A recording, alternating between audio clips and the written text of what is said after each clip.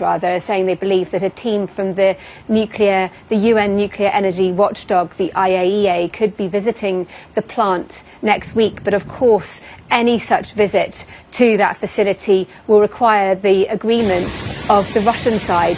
Russian forces have effectively had control of the plant since about March. There are Ukrainian officials in there who are keeping the plant running. It's a vital source of energy for the surrounding regions. But obviously, as the fighting around that plant continues, there are going to continue to be concerns of a potential accidental shell hitting a part of the plant that then triggers some kind of further catastrophe, which clearly for a country like Ukraine that has already had to deal with the Chernobyl disaster back in the 80s is something that concerns officials very greatly, and of course concerns the wider continent, because any nuclear problem here in Ukraine clearly might not just be contained to the country. And it really does also underline the dangers of this continuing war.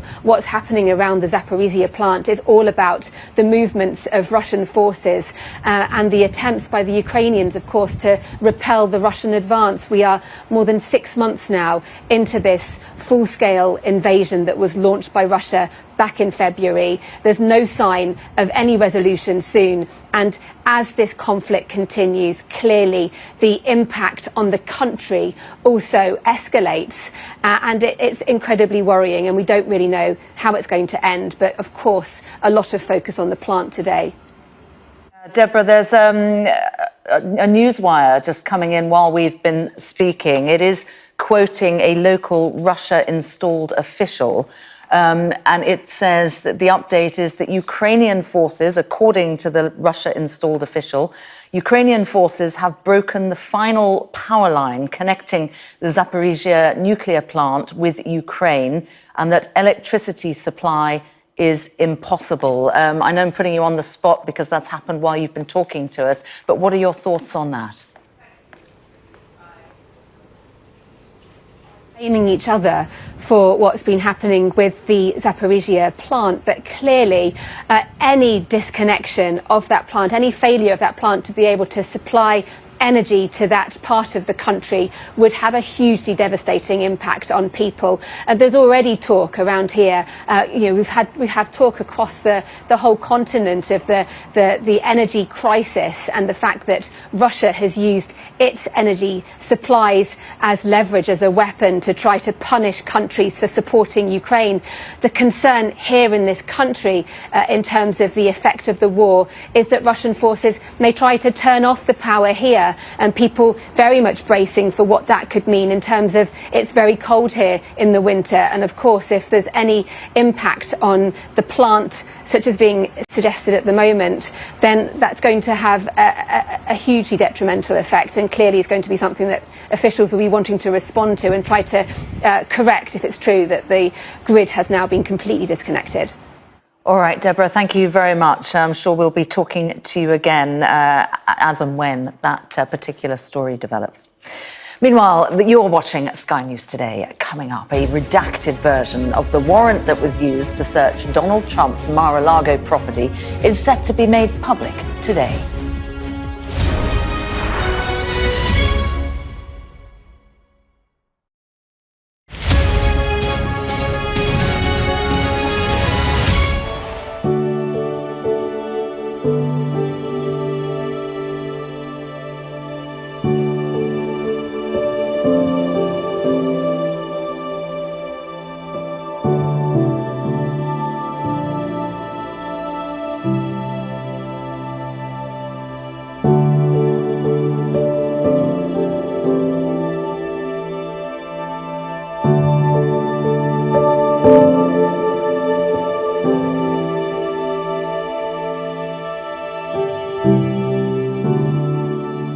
Welcome to Gabby Dave Global. We are a UK-based online e-commerce store, the first of its kind with license to trade in African products. Some of the products are clothing brands and all beauty accessories, hair and beauty brands, natural aphrodisiacs, processed and dried unprocessed food, Our mission at Gabby Dave is to connect African and Caribbean businesses to customers globally. At Gabby Dave, we ensure our sellers get the best deal for their products. We are not just here to help you reach a wider audience. We are also a distribution center to support business growth by fulfilling orders to your customers from our warehouse, making sure customers receive their products on time. We are inviting all Black-owned businesses to trade on our platform because we strongly believe Africans have a unique brand the customer would appreciate globally. So get in touch today and let us make your product and business go far. Here are some of the benefits of using Gabby Dave Global. User-friendly platform, track your shipment, online support, transparent process, multiple SKUs, multiple products, a platform that encourages manufacturers as well as traders. Our marketing and PR interventions amplifies yours. Organized products and categories for easy access and navigation. Access to global community, especially within UK and Europe.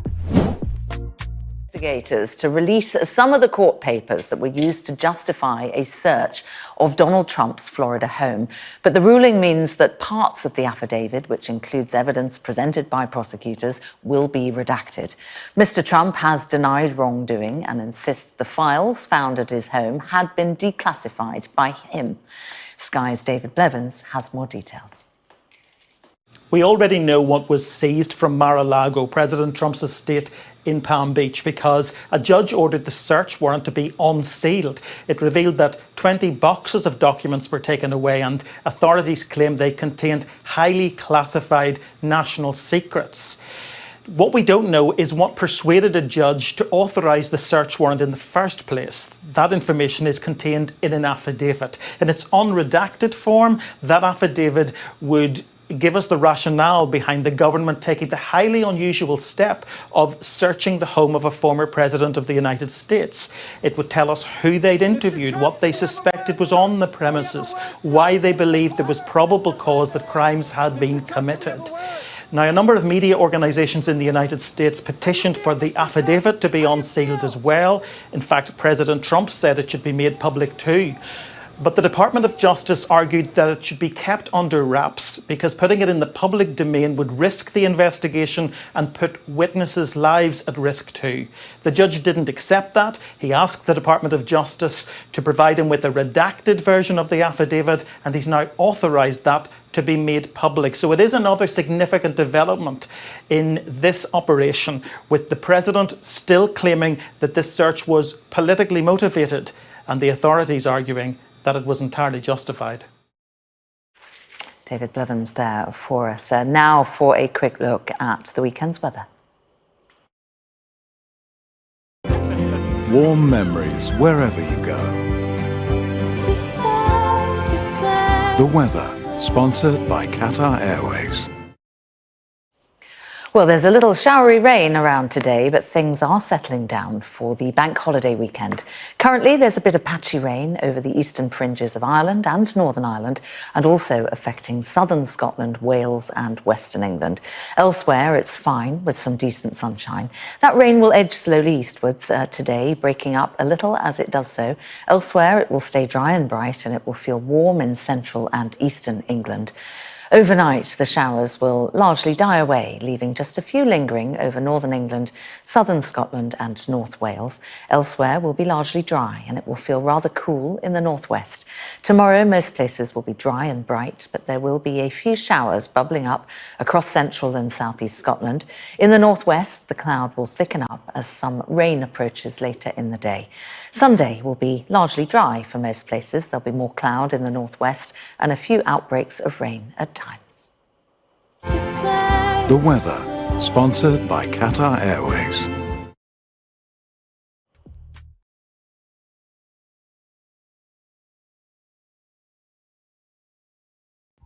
Welcome to Gabby Dave Global. We are a UK-based online e-commerce store, the first of its kind with license to trade in African products. Some of the products are clothing brands and all beauty accessories, hair and beauty brands, natural aphrodisiacs, processed and dried unprocessed food. Our mission at Gabby Dave is to connect African and Caribbean businesses to customers globally. At Gabby Dave, we ensure our sellers get the best deal for their products. We are not just here to help you reach a wider audience. We are also a distribution center to support business growth by fulfilling orders to your customers from our warehouse, making sure customers receive their products on time. We are inviting all Black-owned businesses to trade on our platform because we strongly believe Africans have a unique brand the customer would appreciate globally. So get in touch today and let us make your product and business go far. Here are some of the benefits of using Gabby Dave Global. User-friendly platform, track your shipment, online support, transparent process, multiple SKUs, multiple products, a platform that encourages manufacturers as well as traders. Our marketing and PR interventions amplifies yours. Organized products and categories for easy access and navigation. Access to global community, especially within UK and Europe.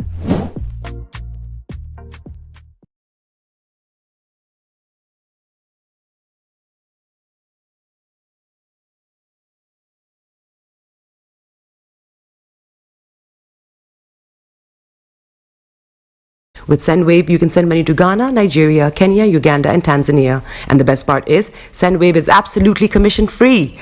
Our exchange rates are excellent. You can see for yourself by checking them out on our website. So how do you use SendWave? SendWave is an app that you can download onto your phone from the App Store or Google Play Store. The app is free to download. After downloading it, just open the app and enter your name, email, and phone number. That's it. You're good to go. Make sure you use the promo code SR. S for Starr, R for Radio. This promo code will give you £5 free credit to send to Africa on your first transaction.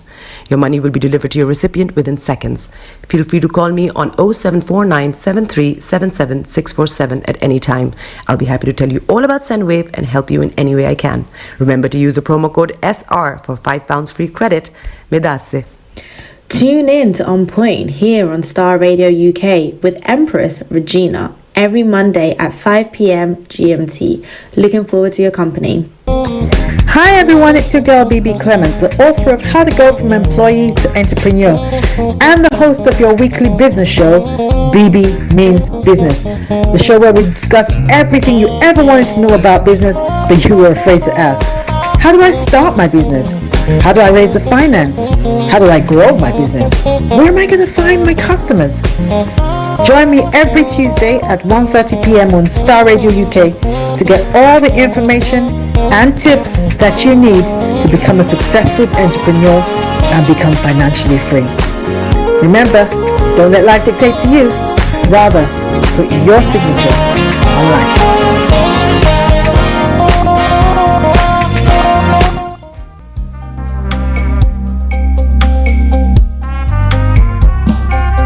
Are you looking for the fastest, reliable, and trustworthy door-to-door shipment company? Well, look no further. When was the last time your family received a shipment back in Ghana on time and in time? You are not sure?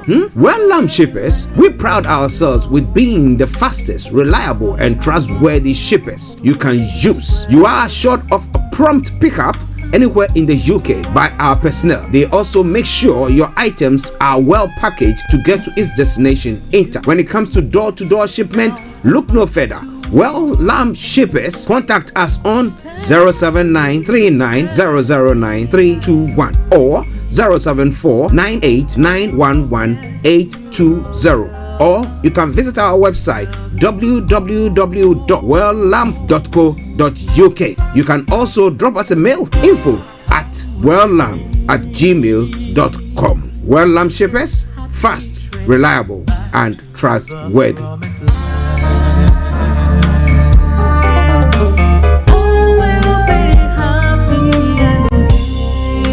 Hi there.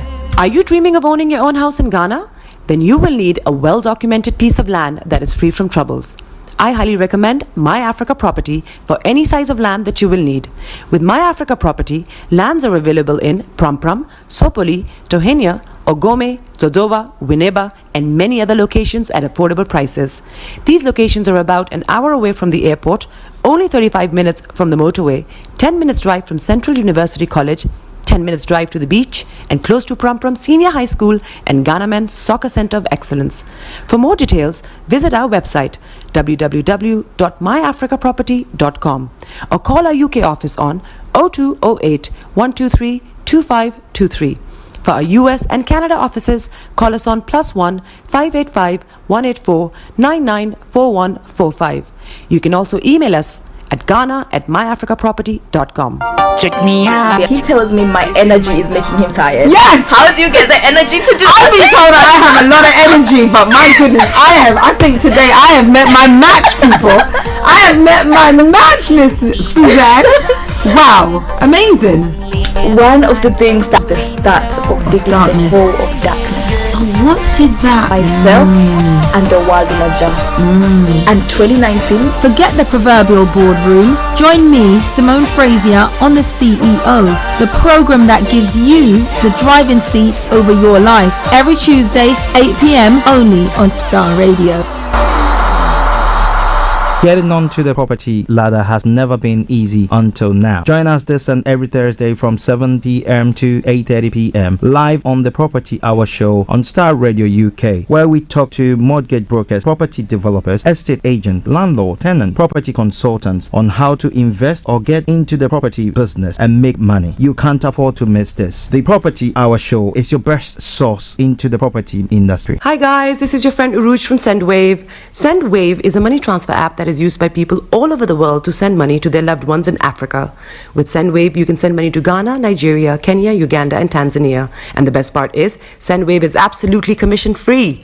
Our exchange rates are excellent. You can see for yourself by checking them out on our website. So how do you use SendWave? SendWave is an app that you can download onto your phone from the App Store or Google Play Store. The app is free to download. After downloading it, just open the app and enter your name, email, and phone number. That's it. You're good to go. Make sure you use the promo code SR. S for Star, R for Radio. This promo code will give you £5 free credit to send to Africa on your first transaction. Your money will be delivered to your recipient within seconds. Feel free to call me on 0749 7377 647 at any time. I'll be happy to tell you all about SendWave and help you in any way I can. Remember to use the promo code SR for £5 free credit. Midas. Hi there, this is CJ Buckman, your life coach. And whenever I'm in London, I listen to Starr Radio UK right here. But guess what? You can listen to wherever you are. Body is your man. Bekutu, show them you got the cocoa set. Ladies and gentlemen, it's your boy Harry Song, aka Mr. Songs. This is the Kingmaker Baba for the girls. We're here. This is Starr Radio. Don't go nowhere. UK, London. We they call them London for home. For here, we they call them London. And that's how you know. Just have fun and stay blessed. Turn it on. Turn it up. The coolest way to start your weekend. The best radio show. Broadcasting worldwide, online 24/7. All around the world. In your car. At work. At home. On your smartphone. This is Starr Radio UK. Are you ready to turn it up? 10, 9, 8, 7, 6, 5, 4, 3, 2, 1. Smile, though your heart is aching. Smile, even though it's breaking. When there are clouds in the sky, you get by.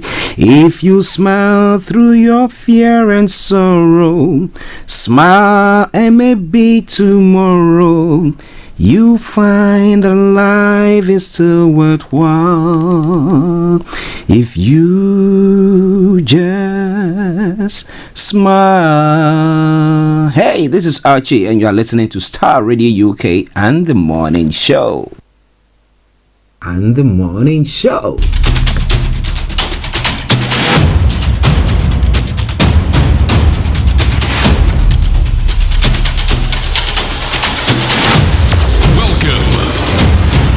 This is Starr Radio. This is UK. Starr Radio UK. This is Starr Radio UK. Welcome.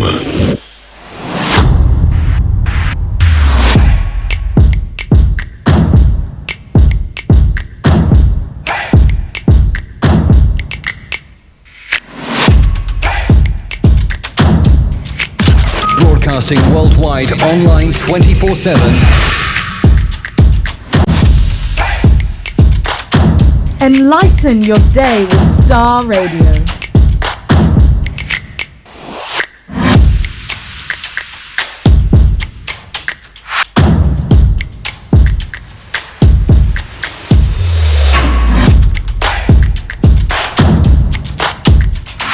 Star Radio.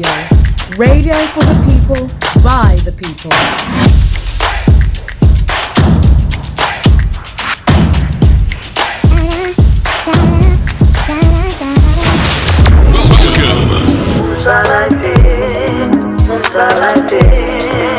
I'm going higher.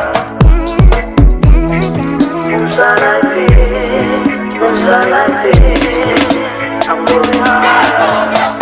The Lord is my light and my salvation. So whom shall I fear? My fortress and my shield, day and night. No need to be afraid. The Lord is my light, my salvation. So whom shall I fear? Okay, the Lord is my light and my salvation. Whom shall I fear? The Lord is the strength of my life. Of whom shall I be afraid? In the midst of and the presence of my enemies, if you prepare the table before me, what more do you want? Yes, Starr Radio UK, your favorite African and Caribbean radio station in London. And I'm saying good morning, good afternoon, good evening, good dawn to you. Are you ready for the weekend? If you're in the UK, it's going to be a long weekend for you. So, Starr Radio UK, we are here to make sure we usher you into a nice weekend. But let me say good morning, good afternoon, good evening, good dawn to you, wherever you might be on planet Earth. Those of you on other planets as well, we salute each and every one of you, and we say once again, welcome to the show. I remain yours sincerely. This is Archie. But let me say good morning to the one and only Mary Rose. The Lord is my Empress, Queen, and my good morning. I hope you are doing very, very well. To my team this morning, Mr. Olayomi, Mr. Tabiri, CEO of GI Accountancy Services, our money man, and my able producer, Mr. Francis Guy, working behind the scenes, Mr. Frank David. I salute each and every one of you, and once again, I say welcome on board. Let me say morning to Anthony Adedeji in the USA, Aziz in the USA, Casino in Moscow, Amaya Jirgene in Nigeria, Miss Gold in UAE, Moses. Yes, good morning to you all, and to you wonderful people. Adeshola, good morning. Let me say good morning to all our American listeners, our European listeners, Asia, Australia, and African listeners as well. Especially those of you in South Africa, Nigeria, Ghana, Uganda, Kenya, and my Liberian listeners, my goodness, good morning to you all. Playing in the background, something from Edith Morrison, it says higher. And this afternoon, or this morning, I'm here to take you higher wherever you are and whatever situation or position you find yourself. By bringing all the necessary information that you need to know.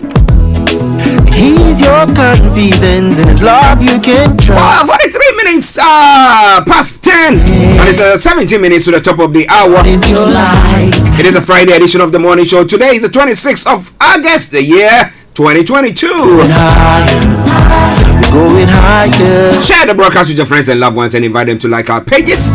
We're transmitting live on all the social media platforms and on our own apps as well. Going higher, 'cause we going higher. So if it's your first time of tuning in to listen to us on the program, this is how the program goes on a Friday morning. I'll bring you the quote for the day, the weather forecast will follow suit, and the travel update as well. We move on from there to have a look at some of the stories making the rounds across the globe, known as Global Trotting. Then from there we continue at 11 o'clock to bring you updates from Nigeria, where we'll be having Mr. Olayomi joining in. Where we'll be telling you more about what is happening in Nigeria and the events, special events that have been planned for the Yoruba nation over the weekend as well. So don't turn your dials up. Continue to keep your dials so long on Star Radio, okay? The Lord is your light. We'll continue with our conversation, looking at other stories making the rounds across the globe. Then exactly at 12 o'clock, the lines are open for you to add your voice to the discussions. We continue from there till 12:30 when our money man, Mr. Tabiri, CEO of GLIL Accountancy Services, will join us to bring you all that you need to know on the money hour. So keep your dials logged on. Well, the program will not be void of music. Some lovely music, of course. But if you're standing, hold on to something. If you are sitting, sit very comfortably. Get yourself a hot or cold drink, whichever is appropriate, and let's take this journey.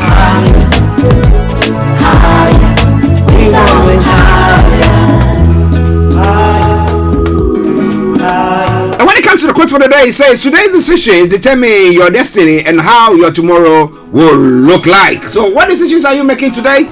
Please think about it and think through it before you make those decisions. He's your confidence, in his love you can trust. So no need to be. And let's move on straight to the weather front. Let me tell you what is happening on the weather front. Light in your salvation. In him you can trust. We going higher. We going high. Today will be, or this afternoon will be mostly dry with sunny spells and variable amounts of cloud building in from the west. A warm day expected as well. Tonight it will remain cloudy, but it will stay dry through the early hours. Some clear spells will develop, but there may be also mist and fog patches. Top temperature is going to be 23 degrees, the lowest is going to be 15 degrees. Pollen level is going to be low, UV level is going to be moderate, and pollution is going to be low as well. Now, for Saturday, we're going to be having a mixture of cloud and sunshine, and that's top temperature 25 degrees, lowest 13 degrees. Sunday, 23 tops, lowest 14 degrees. And I come bank holiday Monday, 22 degrees tops, and the lowest 13 degrees. Sunset is going to be at 20 hours and 20:01, and then sunrise for tomorrow morning 06:03 hours. Walking in power. That brings us to the end of the weather forecast for you today. We're going to take a quick break and I'll bring you the travel update. Stay tuned, don't you go away. Star Radio UK, your favorite African and Caribbean radio station in London. Tune in to On Point here on Star Radio UK with Empress Regina every Monday at 5 p.m. GMT. Looking forward to your company.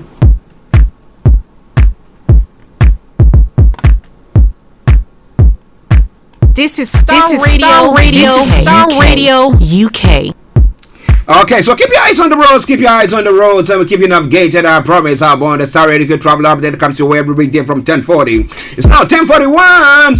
10:47, my apologies. Now, when it comes to your travel this morning, on the underground good service throughout, London Overground good service there as well. But the DLR has got some minor delays due between Bank Tower, Gateway, and Popular Canary Wharf. Now, while they fix a faulty train at Shadwell, good service on the rest of the line, of course.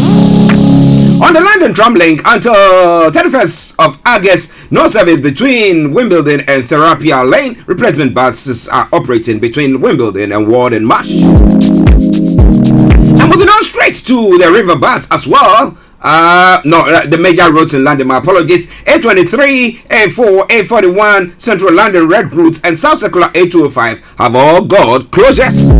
But keep your eyes on the roads. A13 and A406 have got serious delays. If you can do your best to avoid them, do your best to avoid it. But if you are stuck in there, continue to listen to us, because as and when there are any changes, I promise to bring you to the fore. Now, on the river bus this morning, good service throughout, of course.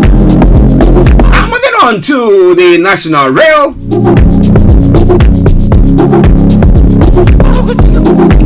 Now, on the National Rail this morning, yes, Avanti West Coast has got reduced service, cross-country disruption at Gloucester. We have Great Western Railway minor delays on some routes, Great Anglia minor delays, and then Transpennine Express has also got amended service. That aside, all the others have got good service there. So once again, I will say it as you know I do. Good morning, good afternoon, good evening, good dawn to you wherever you might be on planet Earth. Enjoy enjoy your commute for today. But you know what? Continue to keep those eyes on the roads.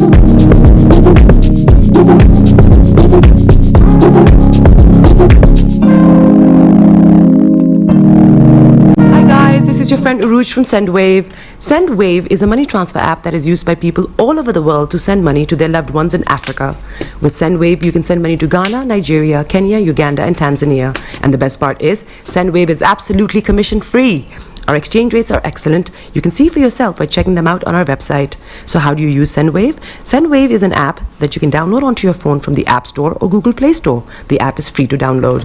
After downloading it, just open the app and enter your name, email, and phone number. That's it. You're good to go. Make sure you use the promo code SR. S for Star, R for Radio. This promo code will give you £5 free credit to send to Africa on your first transaction. Your money will be delivered to your recipient within seconds. Feel free to call me on 0749 7377 647 at any time. I'll be happy to tell you all about SendWave and help you in any way I can. Remember to use the promo code SR for £5 free credit. Medase. Welcome back to the program. It is Star Radio UK, your favorite African and Caribbean radio station in London. I bring it a time now to 9 minutes to the top of the hour, and it's now time for Global Trotting, where we bring you the news that is making the rounds, just the headlines, but later on we'll go into details with it all. Now, when it comes to Nigeria, some of the stories making the round. Details have emerged on a meeting between Wike and Atiku. So what is happening? Are they now going to see eye to eye? Did Atiku actually stretch an olive branch to him, and now will he be on board to make sure that the PDP some way somehow wrests power from the APC? Or now group reacts to Obasanjo Obi meeting. Okay, as Obasanjo Obi meets Wike in London. Interesting.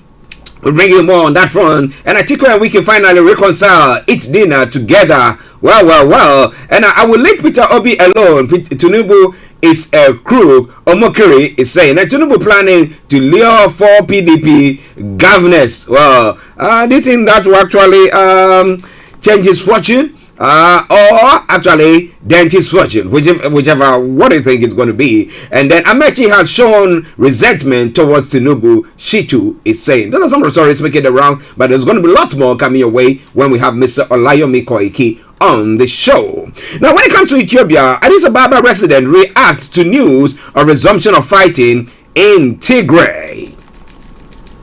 And then Nigeria gunmen kill police inspector in Lagos. Those are some of the stories making the rounds there. As I said, Yomi will be telling us more about what is happening there. Angolan election, mixed reaction in Rwanda to news of early preliminary results. The migrants, more than 2,000 Tunisian miners, arrived illegally in Italy since January. Interesting.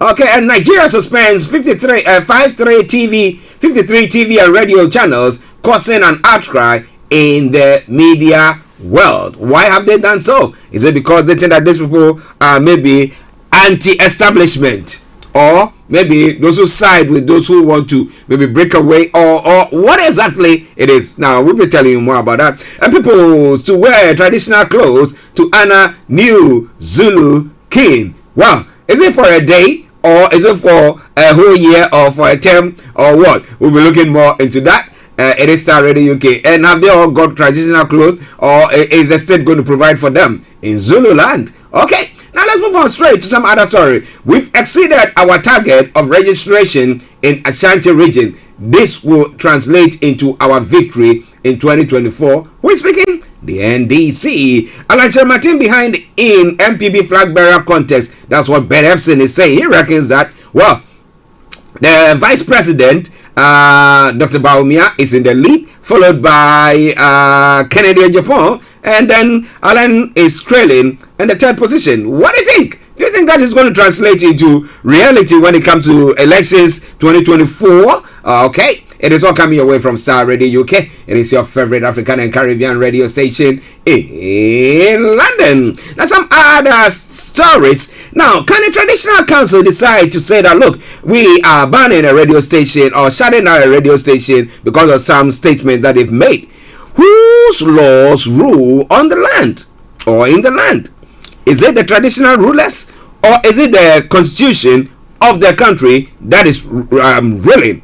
The Oyerepa FM has been shut down, and Siu Kumasi Traditional Council, lawyer to radio station, is staying. And attacks on MPs will get worse. Adam Bona is saying, well, the story is some MPs went to their constituencies and they were chased with machete because people are thinking that, look, you guys are sitting there now driving the SUVs. Now you've never been able to mend our roads and stuff like that, and we are suffering. And they chase them out. As Bob Marley would say, chase those crazy ball heads out of the town. That seems to be what is going on. Okay. So we'll bring you more on that front as well. It is Star Radio UK.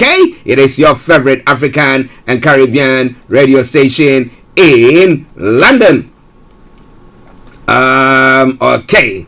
Chief of Staff's office spent 240 million in 2020. What did they use that money for? Ghana card will soon be the required ID for accessing healthcare, NHIA is saying. Oh my goodness. Let me just leave that. We'll be talking about it in later on during the course of the program. Okay, now moving on straight on to some other stories making the rounds in the international scene as well. Well, we'll be coming to the UK, no good news here for us. But Russia burns off gas as Europe's energy bills rocket. Now, Russia is burning off millions of dollars in gas every day at a plant near the Finnish border. Well, because people are not buying it, they have decided to turn in and say they will cut their noses to spite their face. They don't give a monkeys about what is going on. But well, narrowly avoided nuclear accident. Zelensky is saying the Russian-occupied Zaporizhia nuclear plant was briefly reliant on backup power, Ukraine says. A Microsoft co-founder had to sell for $1 billion. The proceeds of the largest SAT auction will go to charity, Christie's auctioneers have said.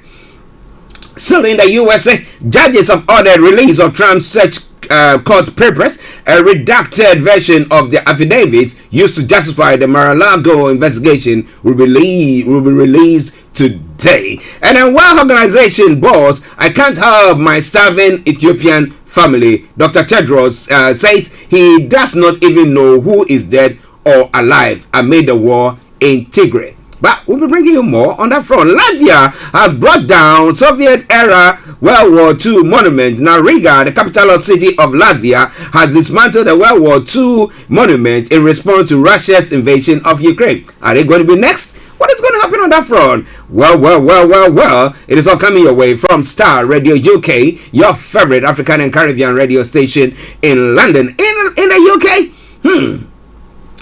Well, Truss has attacked over Macron's jury sellout remark. Now, Labour accuses Foreign Secretary of a woeful lack of judgment and insulting a close ally. Well, what is going to be for her?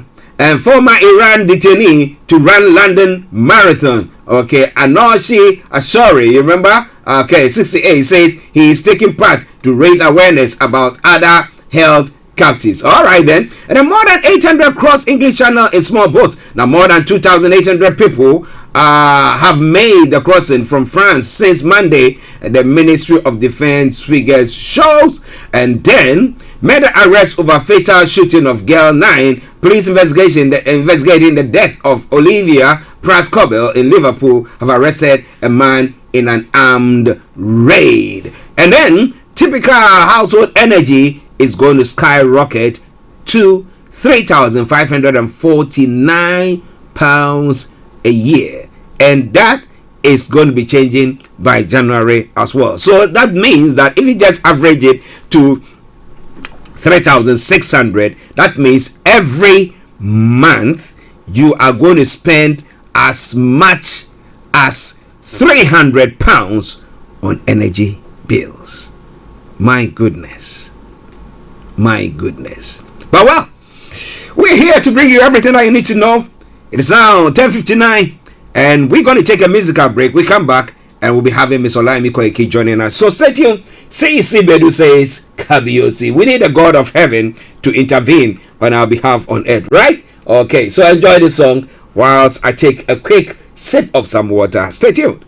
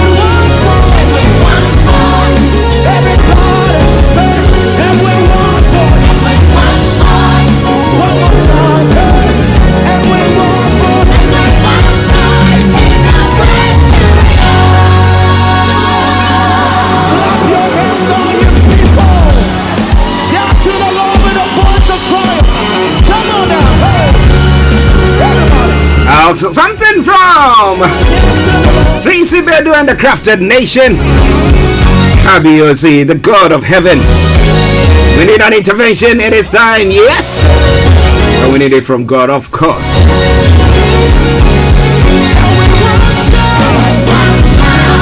Alright, so in one accord, sharing the broadcast with your friends and loved ones. Let us make that journey where all the information is held. It's a Friday edition of the morning show, 5 minutes past the top of the hour at the time. Don't you go nowhere. We take a commercial break, and I promise you, by the time we come back, we will have Mr. Olayomi Koiki coming in and bringing you updates from Nigeria. Hi guys, this is your friend Uruj from SendWave. SendWave is a money transfer app that is used by people all over the world to send money to their loved ones in Africa. With SendWave, you can send money to Ghana, Nigeria, Kenya, Uganda, and Tanzania. And the best part is, SendWave is absolutely commission free. Our exchange rates are excellent. You can see for yourself by checking them out on our website. So how do you use SendWave? SendWave is an app that you can download onto your phone from the App Store or Google Play Store. The app is free to download. After downloading it, just open the app and enter your name, email, and phone number. That's it. You're good to go. Make sure you use the promo code SR. S for star, R for radio. This promo code will give you £5 free credit to send to Africa on your first transaction. Your money will be delivered to your recipient within seconds. Feel free to call me on 0749 7377 647 at any time. I'll be happy to tell you all about SendWave and help you in any way I can. Remember to use the promo code SR for £5 free credit. Medasse. Tune in to On Point here on Starr Radio UK with Empress Regina every Monday at 5 p.m. GMT.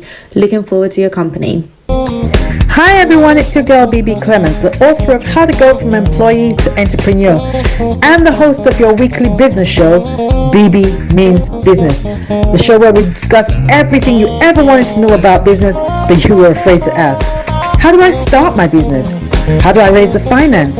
How do I grow my business? Where am I going to find my customers? Join me every Tuesday at 1:30 p.m. on Starr Radio UK to get all the information and tips that you need to become a successful entrepreneur and become financially free. Remember, don't let life dictate to you. Rather, put your signature on life.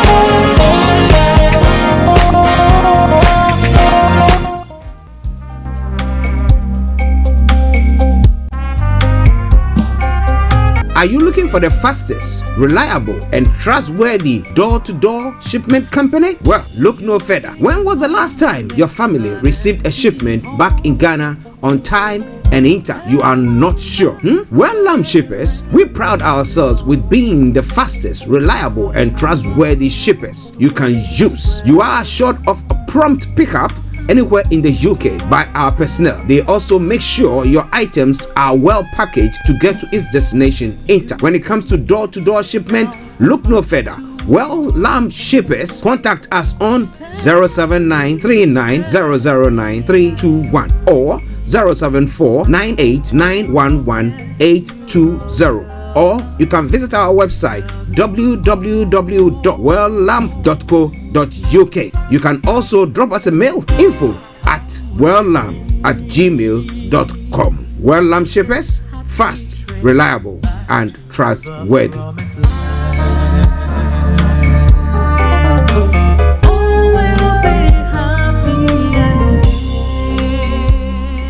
Welcome back to the program. It is Starr Radio UK, which will have Mr. Olayomi Koiki joining us in the next few moments. But wherever you are, share the broadcast with your friends and loved ones, and let us take the journey. Not the journey to the unknown, but the journey to known. The information that we have this morning, we're going to be sharing that with you. But Yomi will be looking specifically at news that is making the headlines in Nigeria.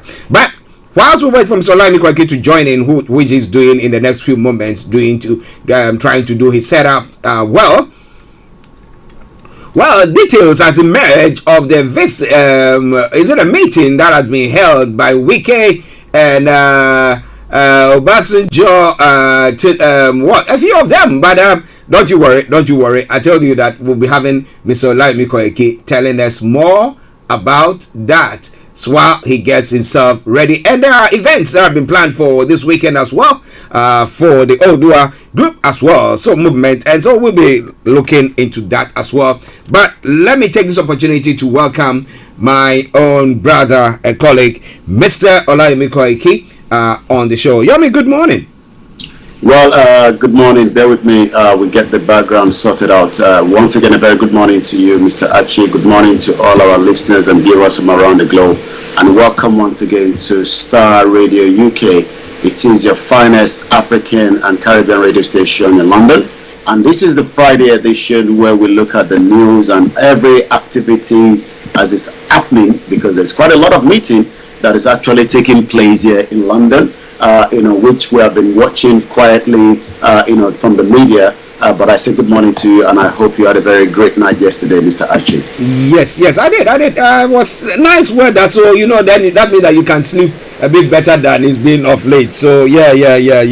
Now, how about you? Did you have a nice night?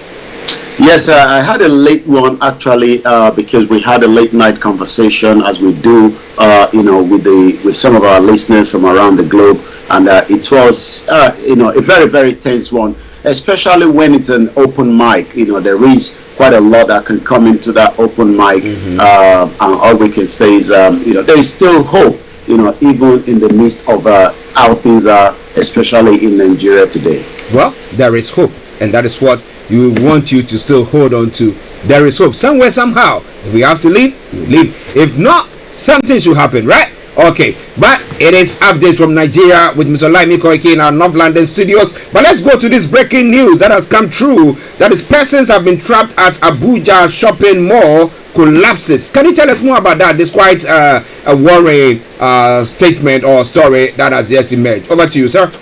Yes, we do get building collapses across the globe, and as we speak this morning, one person, persons that we're not too sure how many people have been trapped, but several persons have been trapped at a shopping mall in Kuba, in Kuba area of Abuja, where the building actually collapsed in the early hours of this morning. The shopping mall is close to, Aso Savings Banks.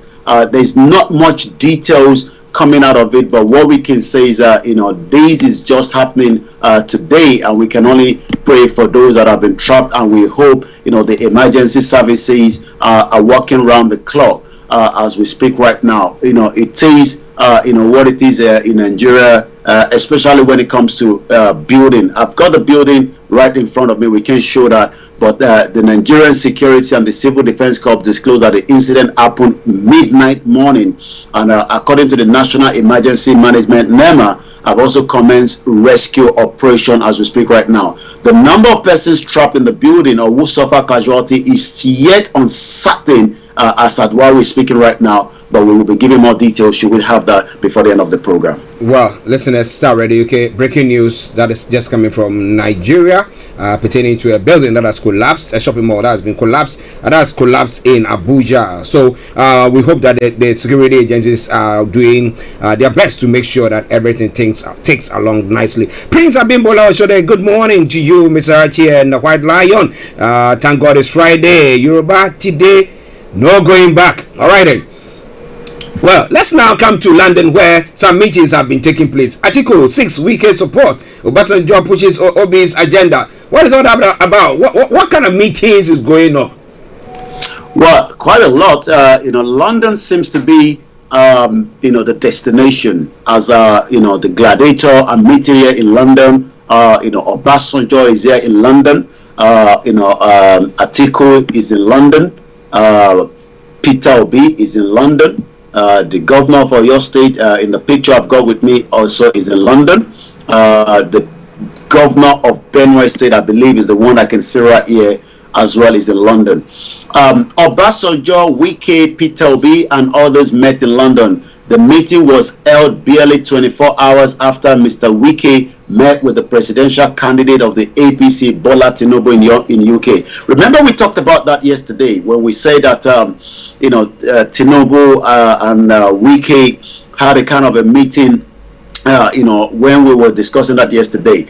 But it seems there's more pressure now that everything is becoming London, where it's about 6 hours flight, direct flight, if you're flying from Nigeria. While these meetings are not held in Nigeria, we don't know. But why the meetings are held in London is a question that I'm sure a lot of Nigerians would like to know. The former President Olusegun Obasanjo has met with the Rivers State Governor Nelson Wike and the Labour Party presidential candidate Peter Obi. Peter Obi is on his way to US from what we know, but he's going to be having a stopover in Germany.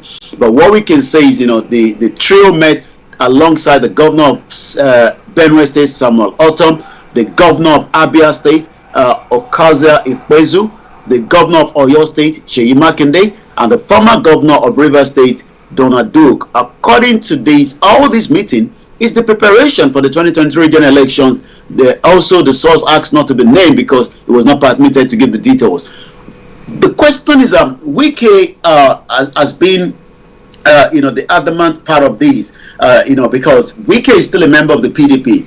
Should Wike pull out, what could be the repercussion of that? Nobody knows. But why is Wike so important, in this particular, rendezvous amid a crisis? Mr. Wike met with Obasanjo and Obi. Is he going to be joining the Labour Party and put his weight behind them? Nobody knows. Is he going to be joining APC? Nobody knows. It seems Atiku is not giving any room, and I believe he must have get his private jet and flew straight to London so that he can be part of the conversation.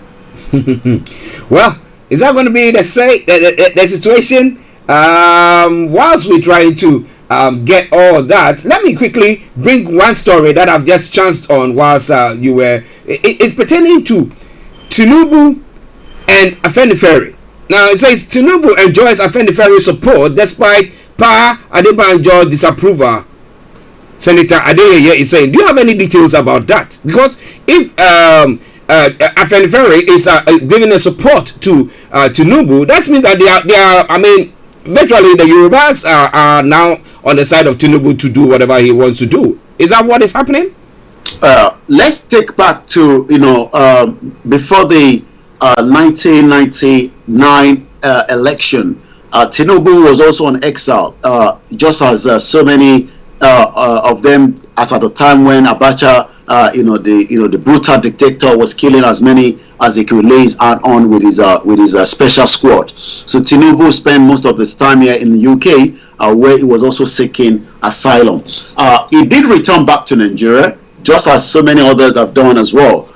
But as at the time, there was a good relationship between Tinubu, the Afenifere, that were the spokesman, or the spokes organization, the group for the Yoruba people, and they put their weight behind Tinubu. And after the governorship election that Tinubu won in Lagos State for 2 terms, it started growing the wings, and there was now discord between Afenifere and Tinubu. I have had the privilege, to sit with the leader of Afenifere when I traveled to Nigeria last year, and he has also said it so many times that he's not going to be backing Tinubu. He would rather back Peter Obi because the Afenifere, from the leader point of view, believes that the Southeast is the turn to have the taste of the presidency. The Afenifere, and just like the Onaize, have literally campaigned for restructuring of Nigeria to what it was, during the regional government. But that is not forthcoming.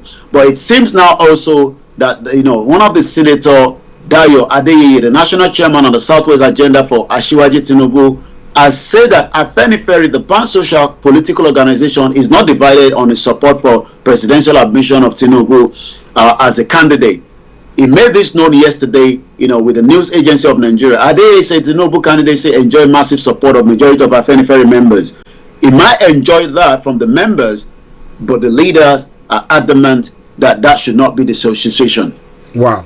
Listen to Starr Radio UK. We're going to be coming into that, digressing a bit, but there are important stuff that we need to look at. Let me say good morning to Moyiwa Osenuga. He said good morning everyone in the house. And Miss Gold, good day, Mr. Koike and Mr. Archie. Good day to you, Miss Gold. I hope you are having a good day there as well. Now, for the sake of our listeners who might not, who don't hail from Nigeria, or who maybe hail from Nigeria but are living in the diaspora and therefore do not know much about what is going on. Now, what is the difference between the Afenifere and the Odua? Are they all? I mean, I know they might all be coming from. Okay, let's leave it in your hands so that you can tell us more about Afenifere, Odua. What is the difference?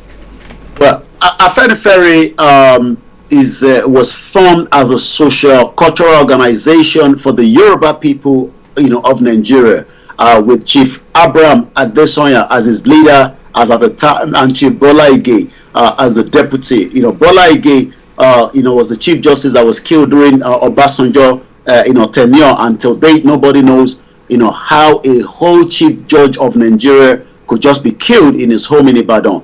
And as we speak right now, nobody has been, picked up for that particular crime that took place. Afenifere, as we know, when the Alliance of the Democracy AD political party was formed in 1998, it took Afenifere agenda as its manifesto. So if you look at, Afenifere, was like, the fight for the Yoruba people, as at the time when MK Abiola election was unknown and there was a lot of crisis in Nigeria. So there were the bodies, there were even some of the leaders spent a lot of time in the prison, like Payo Adebanjo, and the rest of them were were picked up by the late Sani Abacha and kept in a lot of prisons across Nigeria, just as so many of them. Following the poor performance in April 2003 elections, in the late 2003, rival faction of the AD, the Alliance for Democracy, held a separate convention in Lagos, convention of Adebisi Akonde, as at the time was the chairman, and as of January 2006, the convoy of the AD leaders who supported Chief Olua Akinfenwa as the party national chairman were attacked by Tug in Oshogbo. So there has been these now frail of Afenifere trying to move their way from being a political party supporter and continue to remain, neutral. But it seems that the situation right now is, you talked about the Yoruba people that are now campaigning. They have not literally said no, because like I said, I met with the leader. What he has actually said to us is, they have told the government, let us restructure Nigeria, and then that will probably reduce the situation of those campaigning for the breakup of Nigeria. These leaders do not want Nigeria to break up. They want Nigeria to go back to the regional government where everybody control their resources and have their own government run, and then we have the center. But he says that if that is not forthcoming, then that means they have no other choice than whatever they are the Yorubas want, they would have to follow it as well. Even though they've not categorically come out to say a full support for the Yoruba nation, but again, what they've actually said is, since restructure might not forthcoming, then those that are campaigning have the right to do so for the breakup of Nigeria. Wow, that's a good education there. But Ms. Gold says that he says Afenifere are the groups put together to destroy Yoruba race. So he thinks that, well, there's an ulterior motive for the formation of the Afenifere. And well, if you have any comments, feel free to post it there, and I promise you we're going to be looking at that. Mr. Olayomi Kweke in North London studios. I'm Archie here, bringing you updates from Nigeria on Starr Radio UK, the Friday edition of the morning show, 11:22. Now let's move on straight to some other stories. Debt incurred under Buhari is justifiable. If you look at your statistics there from the top of your head, I don't know whether you've got that information. What debt has Buhari actually got Nigeria into at the moment? What is the total amount of money that he's going to borrow? Well, as we speak right now, this was the former governor of Lagos State, Babajide Raji Fashola, that I've just mentioned what you've just talked about, and what he actually said was debt incurred under Buhari is justifiable from his own point of view. The APC chairman said the same thing some few days ago, when he actually says Buhari still have the right to borrow as much as he can. But there's concern that is mounting as Nigerian debt is now hitting about $100 billion. That is a staggering amount of money. Stakeholders at this, this was an article that came out about just yesterday, because yesterday is the 25th. Stakeholders at the African Conference on Debt and Development have raised concerns about the Nigerian's rising debt profile as the country's debt stock stood at $100 billion as at March 2022. The breakdown by the Debt Management Office revealed that as at 31st of March 2022, external debt stood at $39 billion, while domestic debt stood at $60 billion. So that gives you the statistics right there. Wow.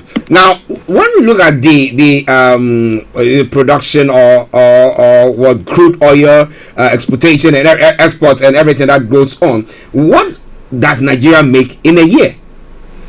Well, in terms of the production, you will expect that the situation that is happening currently in Russia, Ukraine, that is also going to give us here in UK, gas to go up, by almost 3,000 plus, as the news is filtering out this morning when I woke up.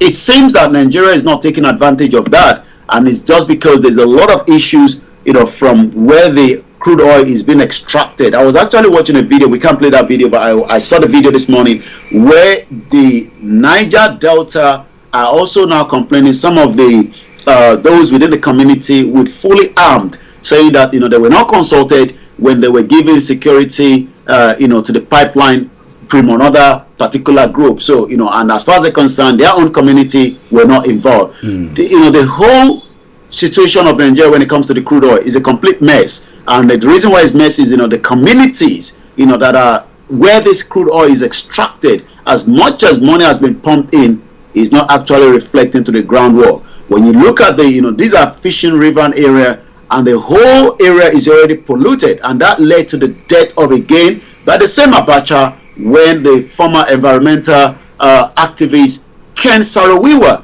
was actually killed, by, dead by hanging by Sani Abacha. Ken Saro-Wiwa was born in 1941 in Bori in Nigeria. He was actually killed on the 10th of November 1995 in Port Harcourt. Till date, again, no justice have been for Ken Saro-Wiwa. Ken Saro-Wiwa was actually fighting the same fight that so many people are fighting now, but indirectly, depending on what he was looking at. He was fighting for the marginalization of his people, the environmental damages that have been done in that particular region. And again, we can only remember him as a man that fought for the people, and may his soul rest in peace. Ken Saro-Wiwa led a peaceful movement for the environmental and human rights of Nigeria, Ogoni people whose oil-rich land has been exploited by the multinational oil companies. The Nigerian government decided to say, no, executed Saro-Wiwa in 1995.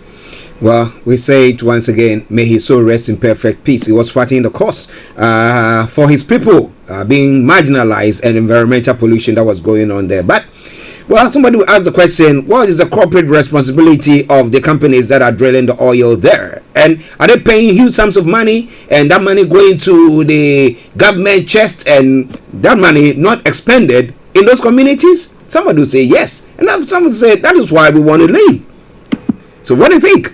But it's all coming away from Starr Radio UK. 11:27 the time. Miss Olayomi Koiki bringing you updates from Nigeria.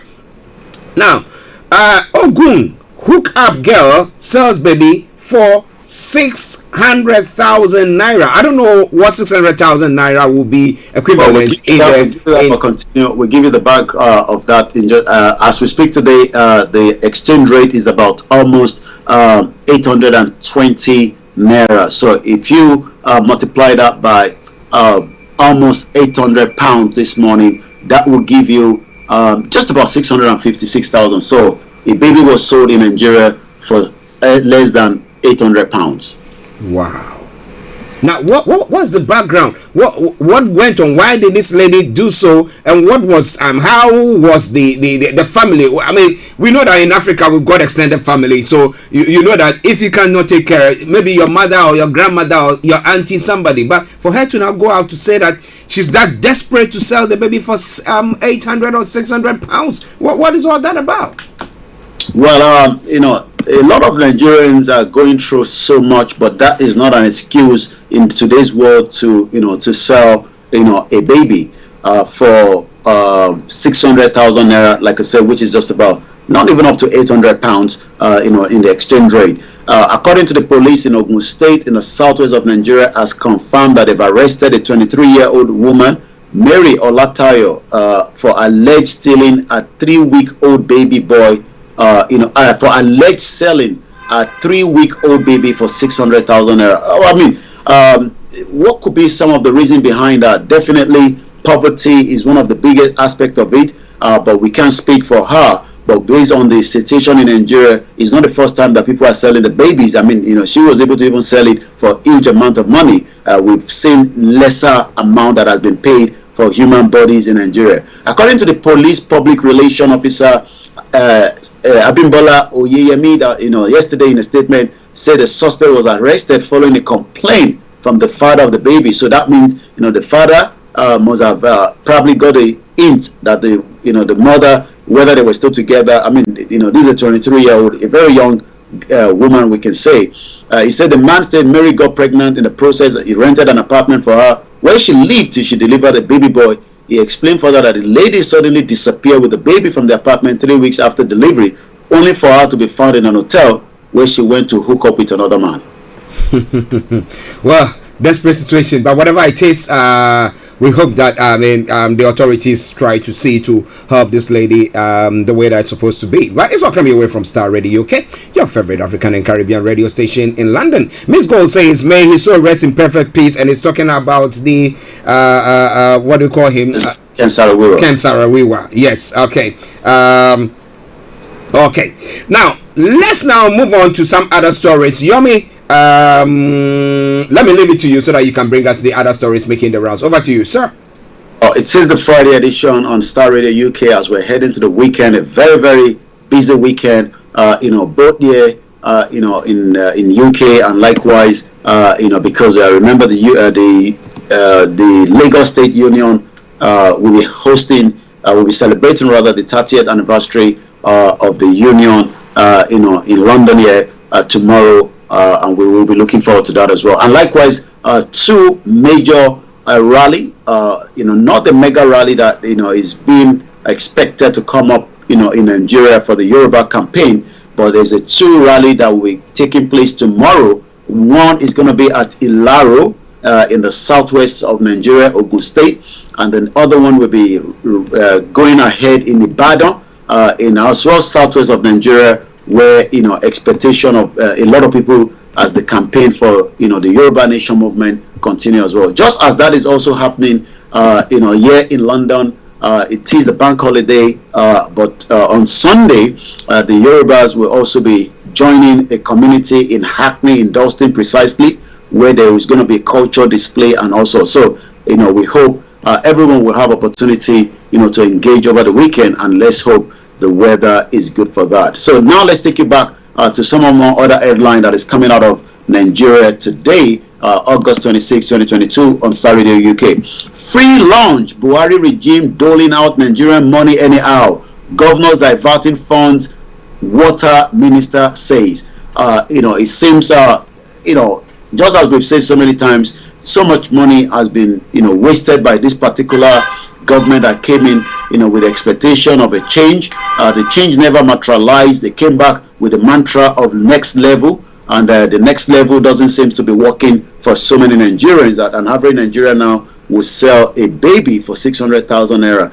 Federal government is not going to be giving out its money anyhow anymore, because we are not seeing the result in some places, according to Sulaiman Adamu declared. And with Sulaiman Adamu, President Muhammadu Buhari's regime has been doling out Nigerians stipulated monies anyhow, while governors across the state have diverted funds, and that's why they can travel down to London and have a meeting when those meetings could be held anywhere in Nigeria without even anybody knowing. They've diverted the fund, says the Minister of Water Resources, Sulaiman Adamu. Mr. Adamu, however, said Mr. Buhari will no longer provide free lunches to crafty governors who diverted public funds. Who are these crafty governors? Because it would be nice for the public to know, so that we can know where to channel, the conversation to. Mr. Adamu expressed Mr. Buhari's regime frustration at the forum team engage, educate, empower Nigerians on the legacy project of the Federal Ministry of Water Resources in Abuja. What a very interesting one there to read there. Now let's take you back to one more, and then I'll come back again to you in the studio.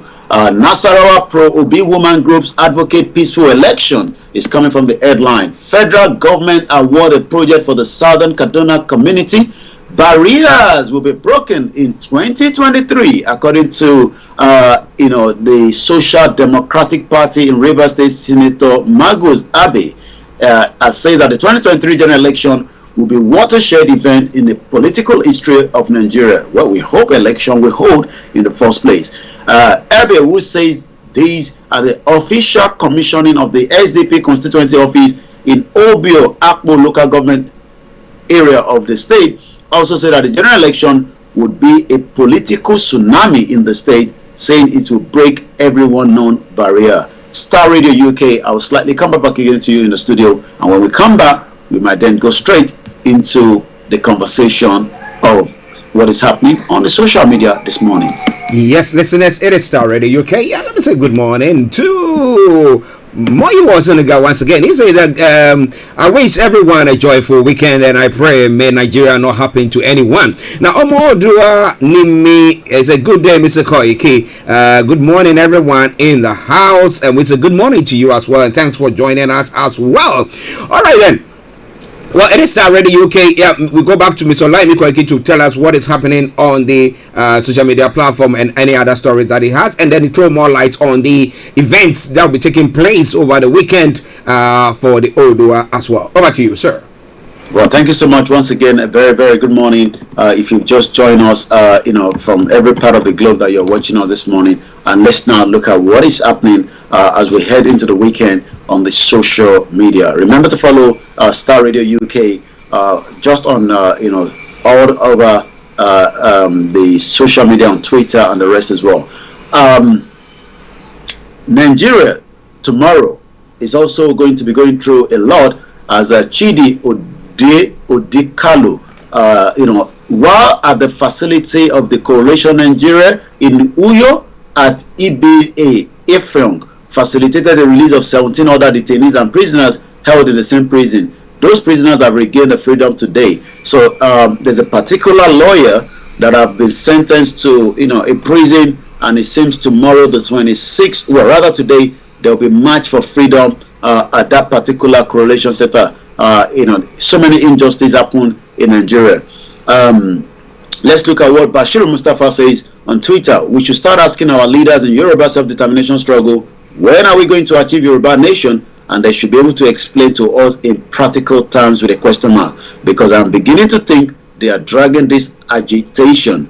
He also talked about the agenda is to be doing this agitation for another 20 years. Also, tomorrow, the 27th, it's going to be a very interesting conversation on the Think Yoruba on the Twitter space, where they're having self-determination versus restructuring versus obedience. So, and on the list there that I've got in front of me, they have Dele Farotimi, a very popular Nigerian that believes that Nigeria can never work. Even, he also said that if Tinubu becomes the president, he will have to go on exile out of the country. We also have, George Akinola, a Yoruba nationalist that believes that Nigeria needs to break up. He has been in the movement for more than 3 decades. They actually, declare Yoruba nation, during the Adamasingba in Ibadan, pulling out of Nigeria was what they believe in. We also have Dele Ogun that will be there as well. We have Ifadari. Ifadari is somebody I know as well that is based in US and also believer of one Nigeria. I believe Dele Ogun might be somebody that believes in obedience, or maybe the coming up election. I could see the video just 17 minutes ago, and he posted Davido and Wizkid mom. This is so beautiful to see, man. So such an amazing woman. God bless you, ma. The way I was carrying mommy's back today at the airport, they know saying a first class citizen. That's the video. A very humble individual. Because we've seen some of his engagement with an ordinary Nigerians, whether at home or outside the country. So That is also trending this morning. Now let's look at the word Nigeria in terms of, I can't see anything trending, but I can see on number 8, $300 in Nigeria. I'm not sure what that means. Could that be that maybe that's the exchange rate this morning? Earning $300 in Nigeria or earning same $300 abroad, which one is better? Oh, okay. It looks like there's a kind of a question there. And the question is, earning $300 abroad is better than earning $300 in Nigeria, because in Nigeria, the more you earn, the more you spend. You mostly spend on things which the government should have provided for you, like electricity. I'm not sure whether government gives the electricity for free in UK, but at least it's available. Aside from spending on social amenity, Naira has greatly devalued as a currency, and that is coming from Daniel Rega on Twitter.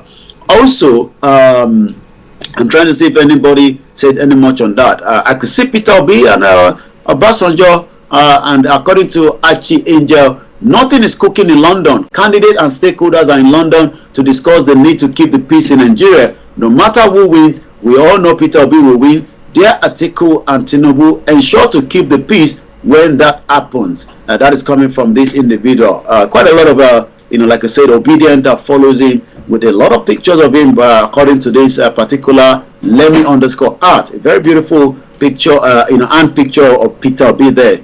And the last but not the least, when we look at Nigeria as a whole itself, what are the people saying on social media this morning on Nigeria as we go into the weekend on Star Radio UK? It is all the engagement. Showore actually says, and I quote here on his Twitter some 18 hours ago, these are the special citizens of Nigeria, earning maximum wage. The wages of these individuals meeting in London to decide your fate is way more than those of Nigerian workers in 10 states of the Federation in 1 month. Let's look at what Simon Ekpa, a very, Biafralist that believes that Nigeria should be divided peacefully. Don't forget, we start the exposition of how the Fulani Nigerian government sponsor ritual movies in Nigeria, which is targeted at destroying Igbo culture and our values. Today, those of them who were being used in Nollywood are confessing any secret we reveal, take it serious. And that is all that is trending on the social media this morning. Wow, listeners, it is Star Radio UK. Let me acknowledge Adedayo Adeshola. It says, good morning, sir, Mr. Koiki. And Lizzie Ijaya says, good morning, everyone in Yoruba world. Okay, yes, good morning to you, and thank you very much for tuning in to listen to us this morning on the updates from Nigeria on the Star Radio UK morning show. So the events that is happening in the UK, which areas and what time? Well, the event is going to be coming up, in Dostin, Gilbert Square. It's starting, and that's on Sunday from 12 p.m. till about 10 p.m. Like I said, it's all about the culture and also celebration as well. Likewise, tomorrow, Ilaro will be having a rally, and also on Saturday, Ibadan will be having a rally as well. These are peaceful rally and quite a lot of engagement on the social media as well. Okay, if you support that, we want to invite you to join them on those platforms and those areas and make your voice heard. Don't sit on the fence, get involved with it. Okay, all right then, Yomi, let me say thank you very much for that wonderful update once again. Thank you so much, Mr. Archie. Stay tuned for the rest of the program, but make sure this weekend you stay tuned with also there's quite a lot that will be happening over the weekend as we go into the bank holiday. I'm not sure whether we are back on Monday. We'll be back on Tuesday. We'll be back on Tuesday. Yes. So we'll be giving you all more headlines when we come back on Tuesday. So enjoy the weekend, especially those of us in the UK, because it's only once in a year, the Notting Hill Carnival. If you can make it down there, if otherwise, I'm sure it will be televised on so many platforms. But starting the UK this weekend, there will be a lot of music, entertainment, praise and worship. You don't want to touch the dial on Star Radio UK. Bye for now. Bye-bye. Thank you very much, Mr. Olayomi Koike. Listeners, that has been Mr. Olayomi Koike bringing you updates from Nigeria. It is Star Radio UK. We're going to take a quick break, and then I'll bring you some lovely tune, and then we continue with the program. So stay tuned. Don't you go away. Okay, let me bring you the tune. After that, then we take the commercial break. And this time round, from the Yaka Malay Bale City, and it says so much trouble in the world. may Nigeria not happen to you, as some of us will say. Enjoy the song.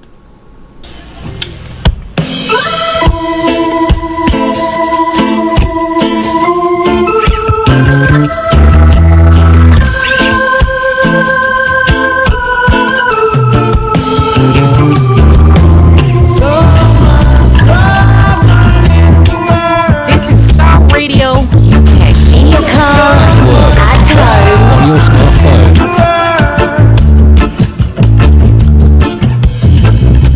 Bless my eyes this morning.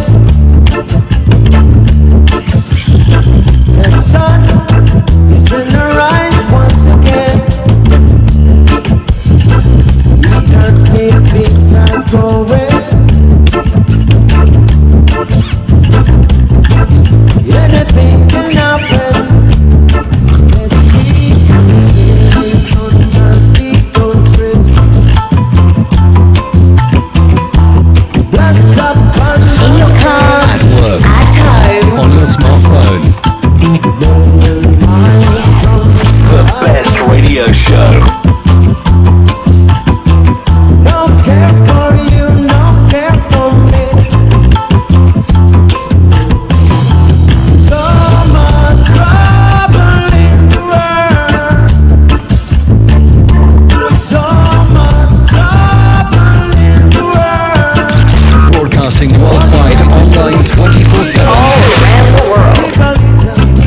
Keep a little, one more time again, again. Do you think you'll find a solution? Or it's just another illusion? So before you check out this time, don't let cornerstone standing there behind you. You got to taste it, hey. Ooh, come up, man. We just hear people talking. All around the world. We the people struggling. Broadcasting worldwide, online This is 24/7. Starr Radio UK. Archie on Star Radio. Nobody does it better. Now we're singing on our time. Now I know the time has come. 'Cause sun up is coming down. Goes around and comes around. So much trouble in the world. So much trouble in the world. So much trouble in the world. Broadcasting worldwide, online 24/7. At work. At This is home. Starr Radio. This is Starr Radio UK. So much trouble. There is so much trouble. There is so much trouble. The best radio show. Only the best music.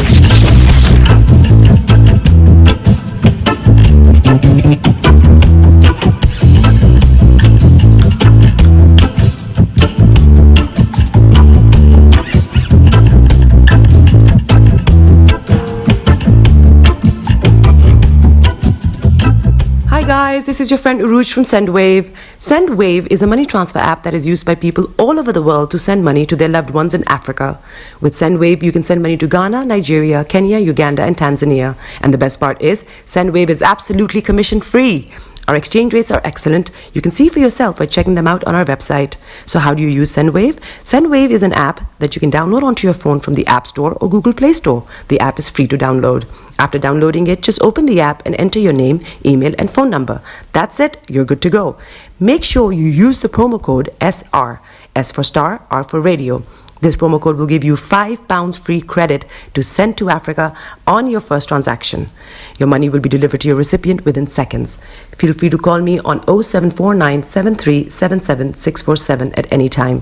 I'll be happy to tell you all about SendWave and help you in any way I can. Remember to use the promo code SR for £5 free credit.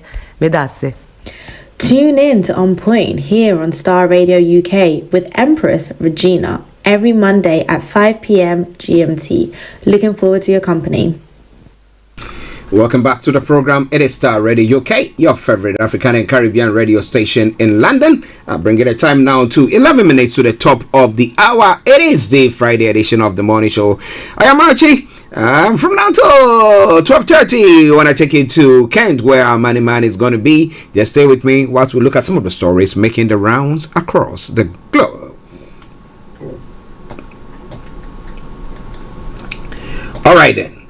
Now we'll be moving straight to some of the stories in Ghana and other parts there as well.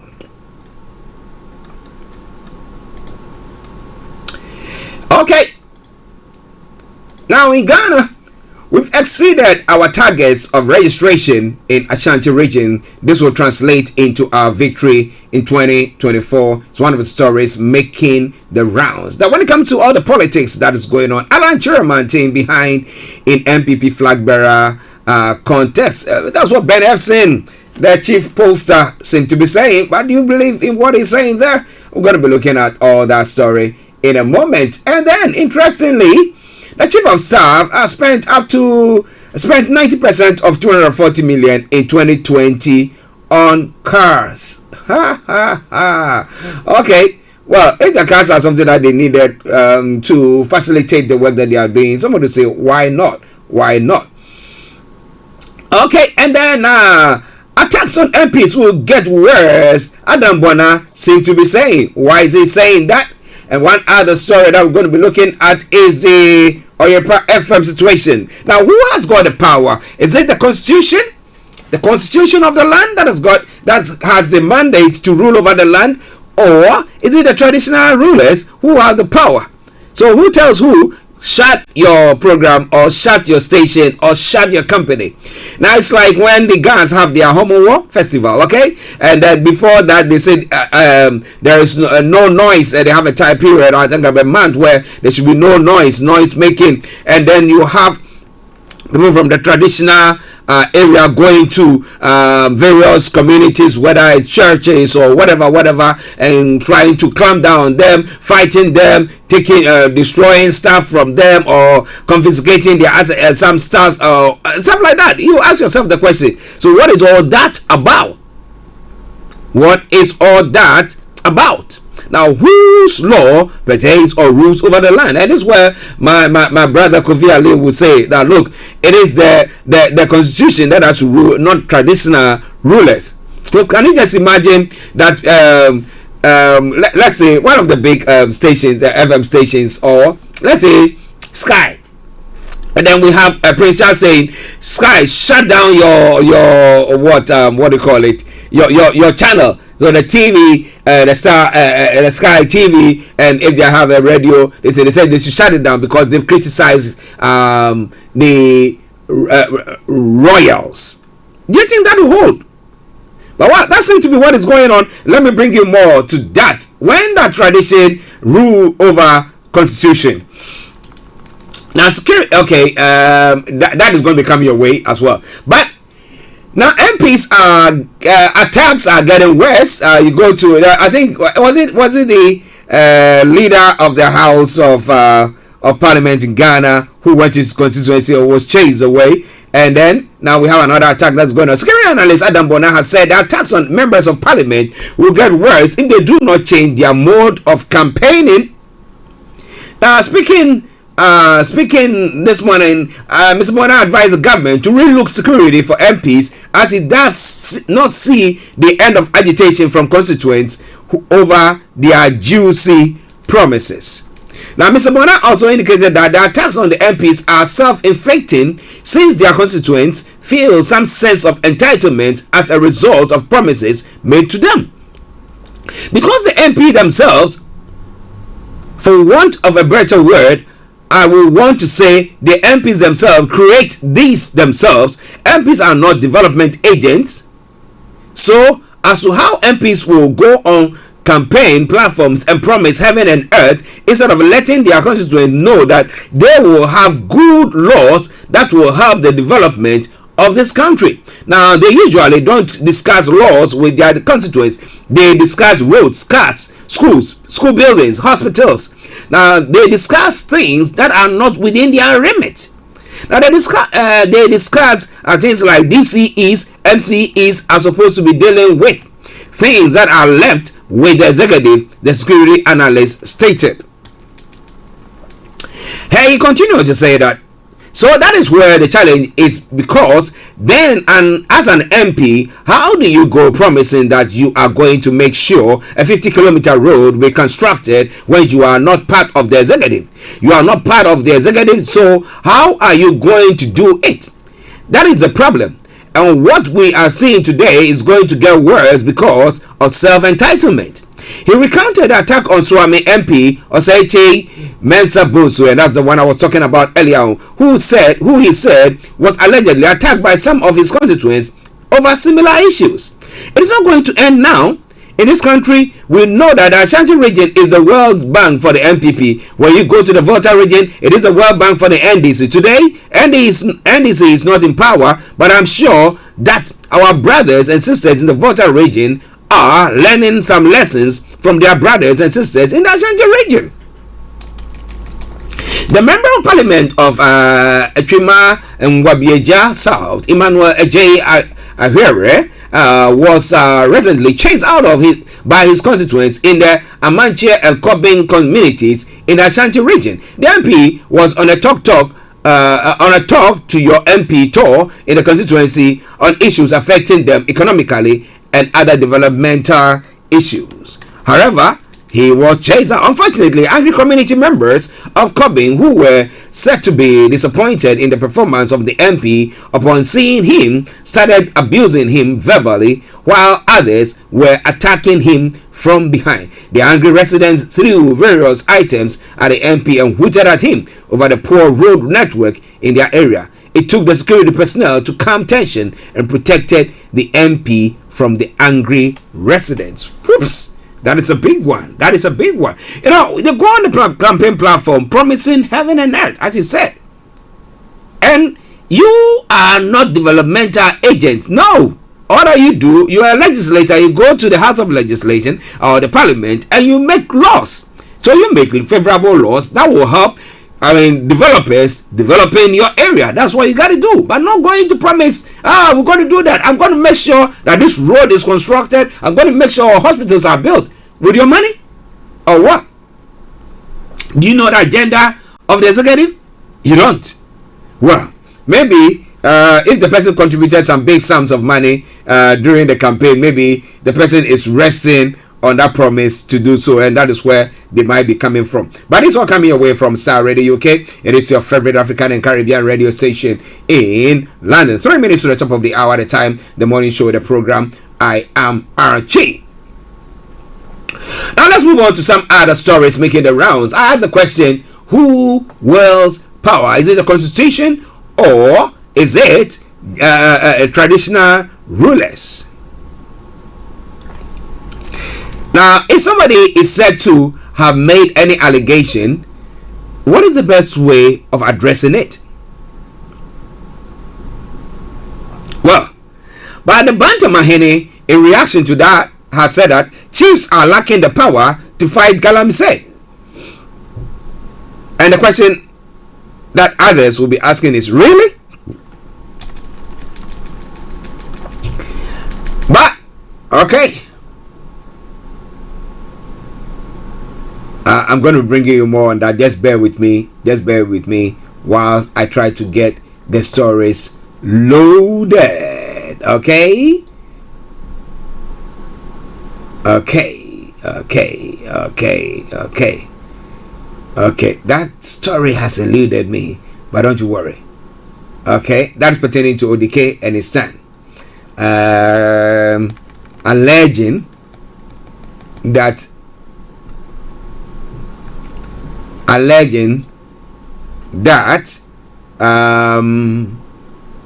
the Menchia Palace or the chiefs there have a hand in one way or the other in what is happening when it comes to the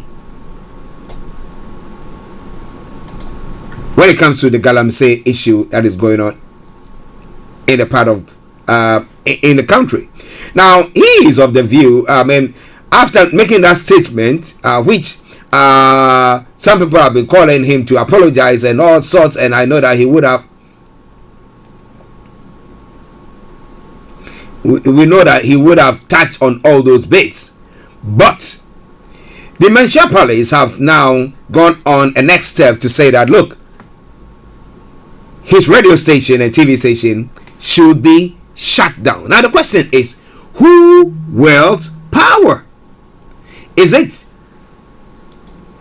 the Constitution that mandates people to be able to, as citizens of a country, work anywhere that they want, do whatever they want in whatever part of the world, the country, provided they are law abiding?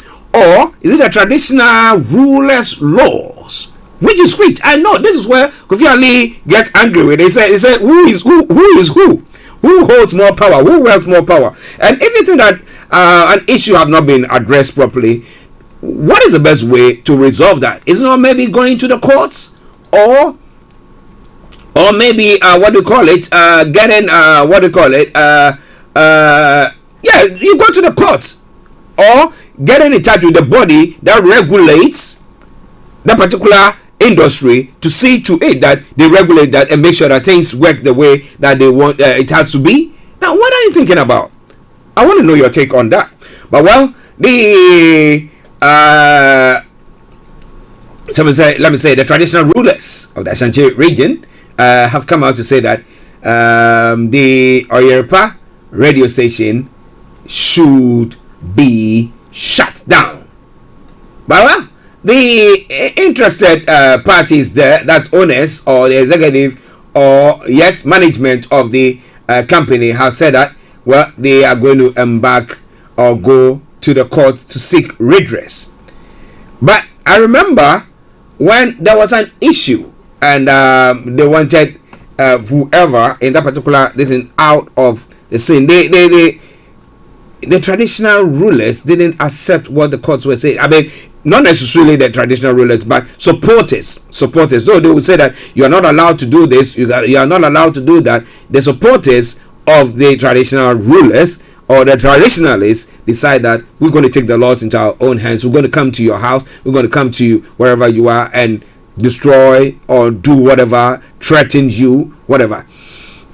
But the radio station in Kumasi, Oyerepa FM, has shut down this morning. This in compliance with an order from the Kumasi Traditional Council that the media house shuts down until further notice. The council's acting president, Bafo Amankwetia VI, who is the Bantamahene, made the announcement when a team from Oyerepa FM and TV appeared before them to offer an apology over remarks made by Akwesi Adai Odike against Menchia on their network. The traditional chiefs in the Ashanti region came under fire from Odike, a guest on a political talk show, for failing to combat illegal mining.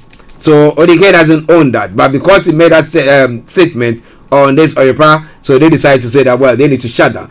Now, so what is if it's here, I would say Ofcom, but in Ghana we call it the Media Commission. What are they doing about that?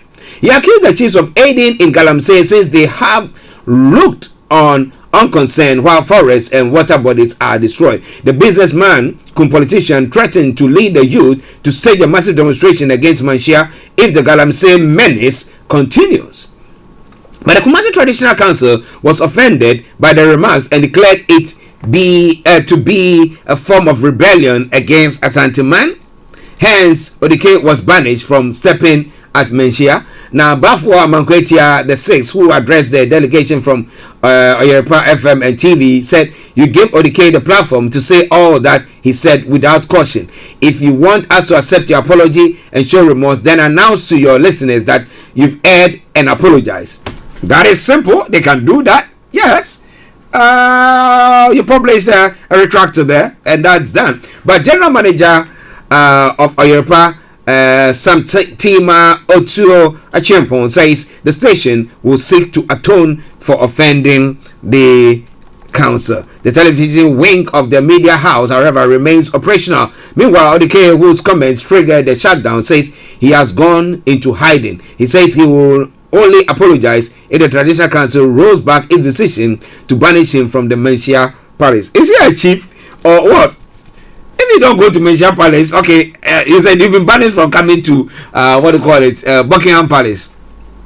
I don't have no business doing that, so maybe there's an event and I'll be invited to come in there. But if I'm not invited, that doesn't break you. I mean, how many of celebrities have actually been there? Maybe apart from being knighted, that you have to be there, or maybe some. But who will do that? You know, much as I love our culture, our traditions, and all that stuff, at times I think that we use that in a way that does not actually profit us. But well, that is what is going on there. Let me say good afternoon to Pastor Emmanuel Chidi. Reverend, I hope you are doing very, very well. And thank you very much for your support all the time. All right, then. Now let's move on to some other stories. But let me open the lines for you, because in the next 25 minutes, we'll be shutting the lines. And it's 0208-133-2257 or 58. 0208-133-2257 or 58. If you happen to be in the US or Canada, it is 0017183032737. 0017183032737. Text or WhatsApp us is 07539661744. 07539661744. Our Twitter handle is Starr Radio UK, and email address is info@starradiouk.com. All right then. Okay. Now, interestingly, the Chief of Staff has spent 90% of 240 million pound cedis, my apologies, in 2020 on cars.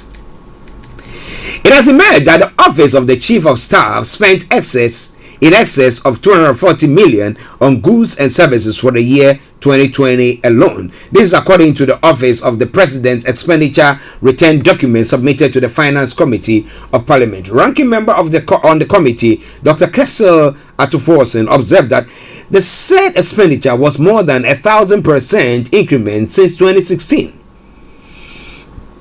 Dr. Forsen said the enormous increase is proof of how the Kufuor administration has mismanaged the economy. It goes on further to say, I can tell you that this amount is not useful. It is just way too much, because I'm comparing it to the amount we spent in previous years. No government has spent this much before, he said. But my issue here is that inflation and cost of living rising makes such. So if you talk about 20,000 back in 1957 when Ghana gained its independence, somebody say that's a huge sum of money. But if you say 20,000 or 50,000 in this day and age, that will be chicken feed as compared to what it was at the time. So is that where the presidency is coming? That look, current effects or current trends or current prices is said that we have to spend that much. Now, breaking it down, Dr. Forsen said 90% of the money went into purchase of vehicles. Now, meanwhile, President Kufuor has refuted claims that mismanagement by his administration cannot be blamed for the current challenges facing the economy. According to him, the country's financial situation is occasioned by the current global crisis. He stressed that the economies around have not been spared as well. In fact, the big difference that we are having in Ghana today and why we have gone back to the IMF is that everybody recognizes it is not as a result of my mismanagement, as was the case during the tenure of the previous government. The reality is that there is global inflation, high commodity prices, among others, and all these have been the principal reasons for the difficulties we are having as a country, he said on a Damango-based TV station, a radio station, the Power FM. Well, what do you think? Whew. And then people look at that amount of money and be rubbing their hands and say, whoops, what has gone on? But do you think that the NPP can break the 8 with everything that seems to be happening to them? At the moment, it is All Star Radio UK, your favorite African and Caribbean radio station in London. Well, in reaction to Manshia's statement, I think, yes, Manasseh Awori, Azuri Awoni has come out to say that now, award-winning investigative journalist Manasseh Azuri Awoni has stated that the Kumasi Traditional Council has no right to ban the operation of the media outlet Oyerepa FM or TV. And according to him, the local traditional authority rather has the power to sue the media house if it views certain conduct of a station to be defamatory. His comment comes on the back of the recent comment made by the founder and leader of the United Progressive Party, ODK, on Oyerepa, in which he questioned why Otumfuo was looking on for Galamsey activities to destroy water bodies, a statement which has incurred the wrath of the Kumasi Traditional Council. Now, Kumasi Traditional Council, the constitution provides remedies should the media defame you. You can sue, but you can't shut down. Manasseh wrote on his Facebook wall on August the 25th. That was yesterday. How true is that? That is how it's supposed to be. That is how it's supposed to be. But I can tell you emphatically that people are going to go after him there. For saying that or making that statement.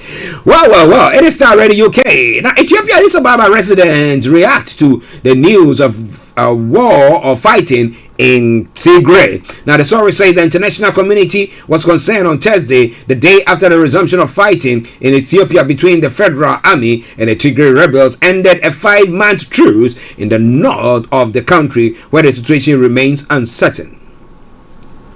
Neither the Ethiopian government nor the Tigray rebel authorities, who accuse each other of having triggered the new clashes, have given any information on whether or not the fighting will continue, and neither has responded to the AFP's question for the time being. In a statement on Wednesday, rebel authorities in Tigray said only the government forces had failed to break their lines of defense. The fighting, which broke out on Wednesday in areas of Amara and Afar regions around the southeastern tip of Tigray, does not appear to have spread. But the return of violence has the international community worried that the conflict will resume on a large scale, and that the slim hopes raised in June by prospects for negotiations that never materialized will be dashed. So what I think, for 21 months, this war has raged on, and we found a bit of truth there, but look at what is happening at the moment. But it's all coming your way from Starr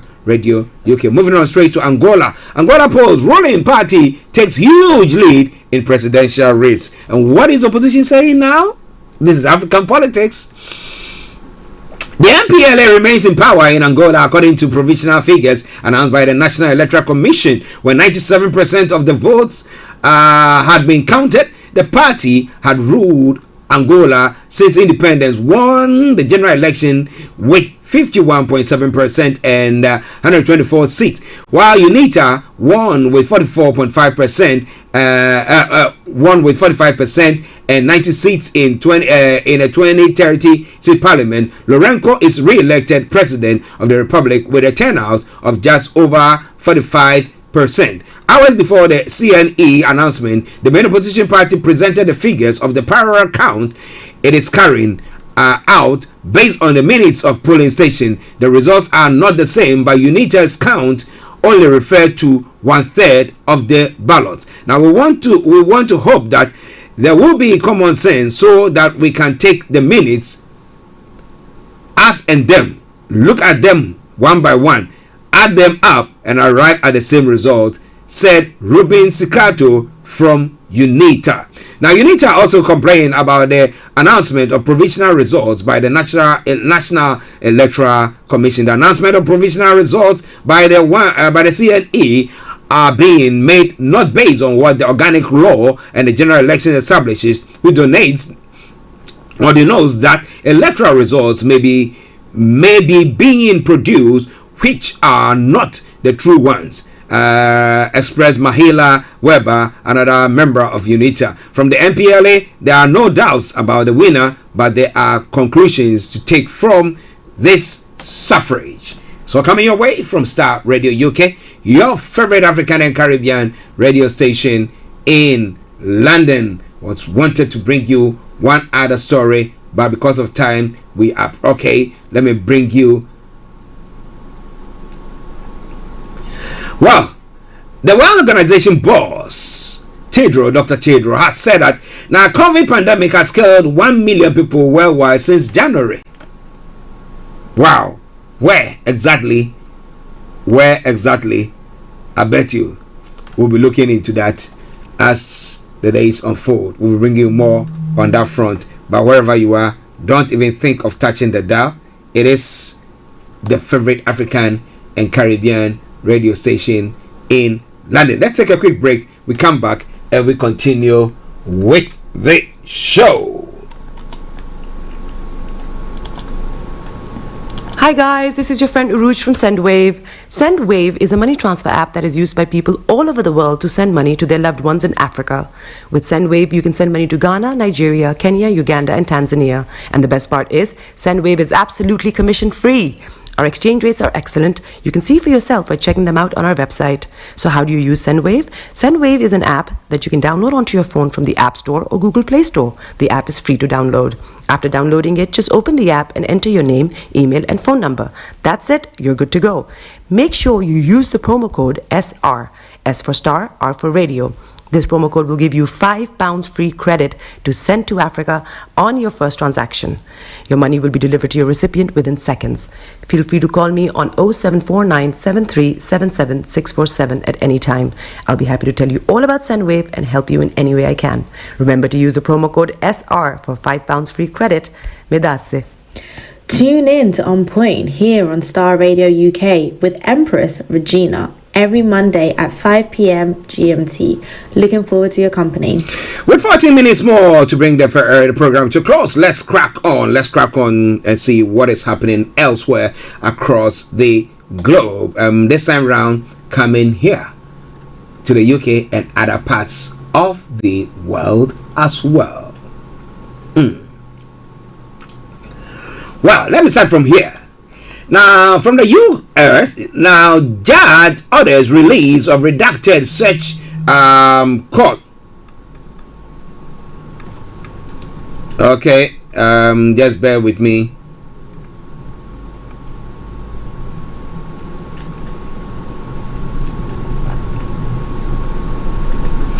Okay, just bear with me. Apologies. Now, a U.S. judge has ordered investigators to release a redacted version of court papers that convince him to authorize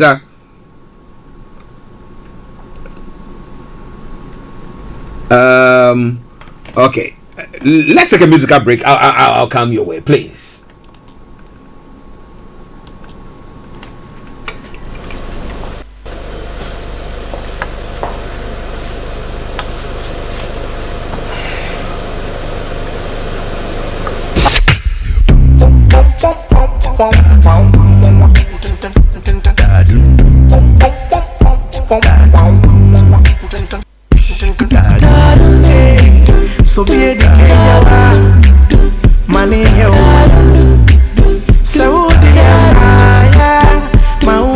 This is Starr Radio. In your car, at work, on your smartphone.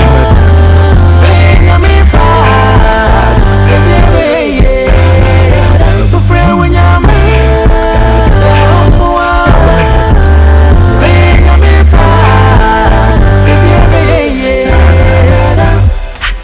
Okay. Thank you very much. Don't you worry, I'll bring you that song in full in the next few moments. But now let's try to run up the program. Let's try to bring you all the story that you need to know so that we can run up the program for today. Now, so as I was saying, the public version of the affidavits, a document that includes the evidence gathered by prosecutors, could reveal new details about the inquiry. The Department of Justice had opposed releasing an uncensored version amid its ongoing investigation. The FBI search was part of a probe into the potential mishandling of documents. According to the search warrant, the FBI wanted to see if Mr. Trump committed a crime by improperly handling government records when he took them from the White House to Mar-a-Lago when his administration ended. U.S. presidents are required to transfer documents and emails to the National Archives when they leave office. The former president has denied wrongdoing and says that the classified files that investigators say were found in Florida had already been declassified by himself.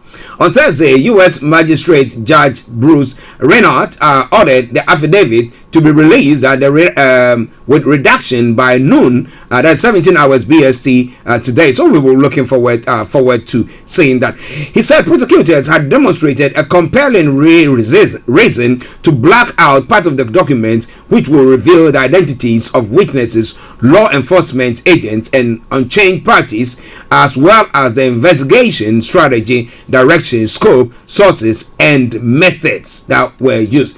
His ruling comes shortly after the Justice Department confirmed that it has submitted to the judge a copy of the affidavit with proposed redaction. Now, even in redacted form, the affidavit could provide clues as to why Mr. Trump allegedly took classified documents with him in the chaotic final days of his presidency and what he did with them while they were stored in Palm Beach. The rest may have to wait for when or if any crime charges are filed. The warrant itself was released on the 12th of August alongside an inventory of recorded items that showed 11 sets of classified files were removed from the estate. Now, several news organizations have applied to the affidavits to be unsealed, citing public interest given the historic nature of the search of a former president's home. So, what do you think is going to happen on that front? But it's all coming your way from Starr Radio, okay?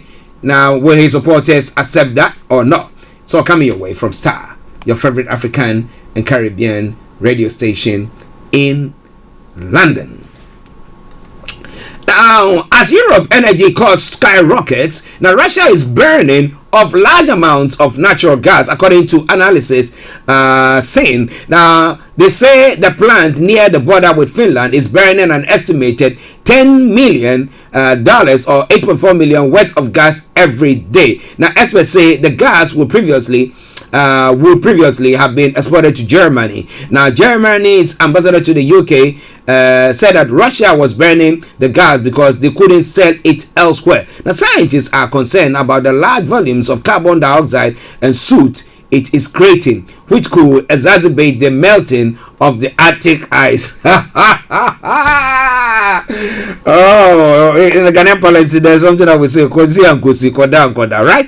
Okay, it is coming from a new liquefied natural gas plant at Portovaya, northwest of St. Petersburg. The first signs that something was awry came from Finnish citizens over the nearby border who spotted a large flame on the horizon earlier this summer.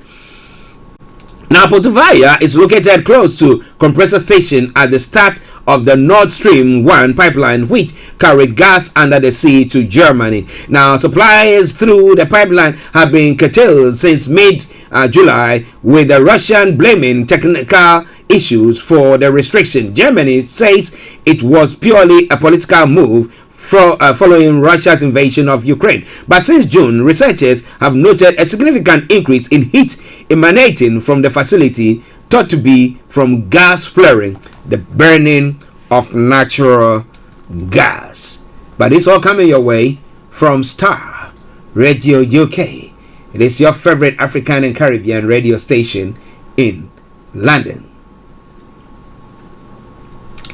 Well, in the UK, Truss and Sunak face pressure to set out bill help, but Labour is accusing the Tory candidates of having nothing to say about the huge spike in energy costs. I think I'm going to start a campaign. Bring Boris back. Bring Boris back. Bring Boris back. At least the party that he was having in number 10 was okay. Rather than he would have seen to it that something was done. But look at this too. Headbutting. That's not coming up with anything. But who do you think will serve your interests? Who do you think will serve your interest? I would really, really want to know who you think can serve your interest when it comes to these two, Liz Truss and Rishi Sunak. All right. Well, this comes at the back of information that came in today that said that a typical household energy bill will hit $3,549 a year from 1st of October. The regulator Ofgem has announced the cap is currently $1,971 for the average household and limits how much providers can charge customers in England, Scotland, and Wales. The price of electricity will rise on average from 28p per kilowatt to 52p in October to December, and gas will go up from 7p to 17p per kilowatt hour. Now, energy prices have risen sharply, fueled by the war in Ukraine, and add to a wider cost of living crisis in the UK. Chancellor Nadhim Zahawi says the government knows the help it has offered on the cost of living so far is not enough, and that it has to do more. Now, he said we'll be answering more questions, but we'll be also waiting for him. A previously rejected scheme to smooth the price shock over a decade or two now has the backing of the whole industry. An energy tariff deficit fund could prevent the immediate rise above $2,000 a year for bills, by the cost of only a gentle fall from that level well into the 2030s. It seems inevitable that there must be tens of billions more support, but the question is where it will come from. Conservative leadership frontrunner Liz Truss has said she absolutely doesn't support windfall taxes, so borrowing could have to take the strain, even as interest rates are also on the rise. It is potent mixed inflation, slow growth, and high debts, and core reason for it all, a wartime energy shock has so far continued to get even worse. The new Prime Minister will have to make an ominous judgment almost upon entry to Downing Street. But I bet the new Prime Minister will be welcomed by lots of strikes and demonstrations. I can bet on my last coin. Now, a couple of stories, then we bring the program to a close.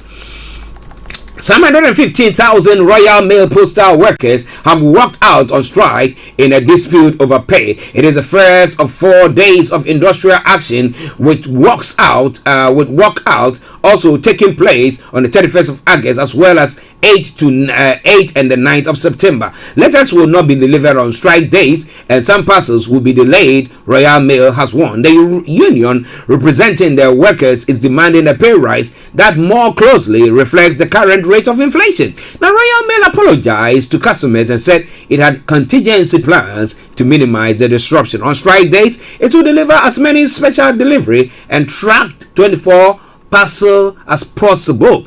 I said it will also prioritize the delivery of medical prescriptions where possible. However, it said items posted the day before a strike, during the strike, or on the days after may be delayed. The company is encouraging people to post items as early as possible to avoid disruptions. You talk about Scotland, and you talk about the bean men or waste men who are on strike there as well, and you can just imagine the chaos and the stench in that particular place. But it's all coming away from Starr Radio UK. I was telling some people the other time that you have to get yourself some nice heavy jumpers or coats that we're going to be bracing ourselves with this winter. Okay, now Liverpool shooting, murder arrest over Olivia Pratt-Cobble's death. Some more arrests has happened. A man has been arrested on suspicion of murder after a 9-year-old girl was fatally shot in her home. Olivia Pratt-Cobble was hit in the chest as her mother struggled with a gunman at the door of their house in Dovercourt, Liverpool on Monday. Now, police said a 36-year-old man from Houghton was detained after an operation involving armed officers in Merseyside on Thursday night. He was also arrested on suspicion of 2 counts of attempted murder. Olivia was killed after Cheryl Corbell, 46, opened her front door on Kingsheath Avenue at 22 hours BST in response to a commotion outside. The intended target of the attack, 35-year-old Joseph Nee, was being chased by a gunman. The men, complete strangers to the family, burst in and Olivia was fatally shot. Miss Corbell was shot in the wrist as she tried to shut the door. She has now been released from hospital. Nee from Dovecote was shot in the upper body and taken to hospital in a black Audi by a third man. Now, once his treatment is completed, Nee will be recalled to prison for allegedly breaching the terms of his license conditions. Now, the convicted drug dealer was jailed for 3 years and 9 months in 2018 for burglary. He was also previously convicted of 2 counts of theft of a motor vehicle, dangerous driving, driving without insurance, and driving while disqualified. Olivia was described by her family as a unique, chatty, nosy little girl who broke the mold when she was born. It is Star Radio UK. It is your favorite African and Caribbean radio station in London, and this is where I bring the first part of the program to a close. Let's enjoy this music and I will continue. Stay tuned.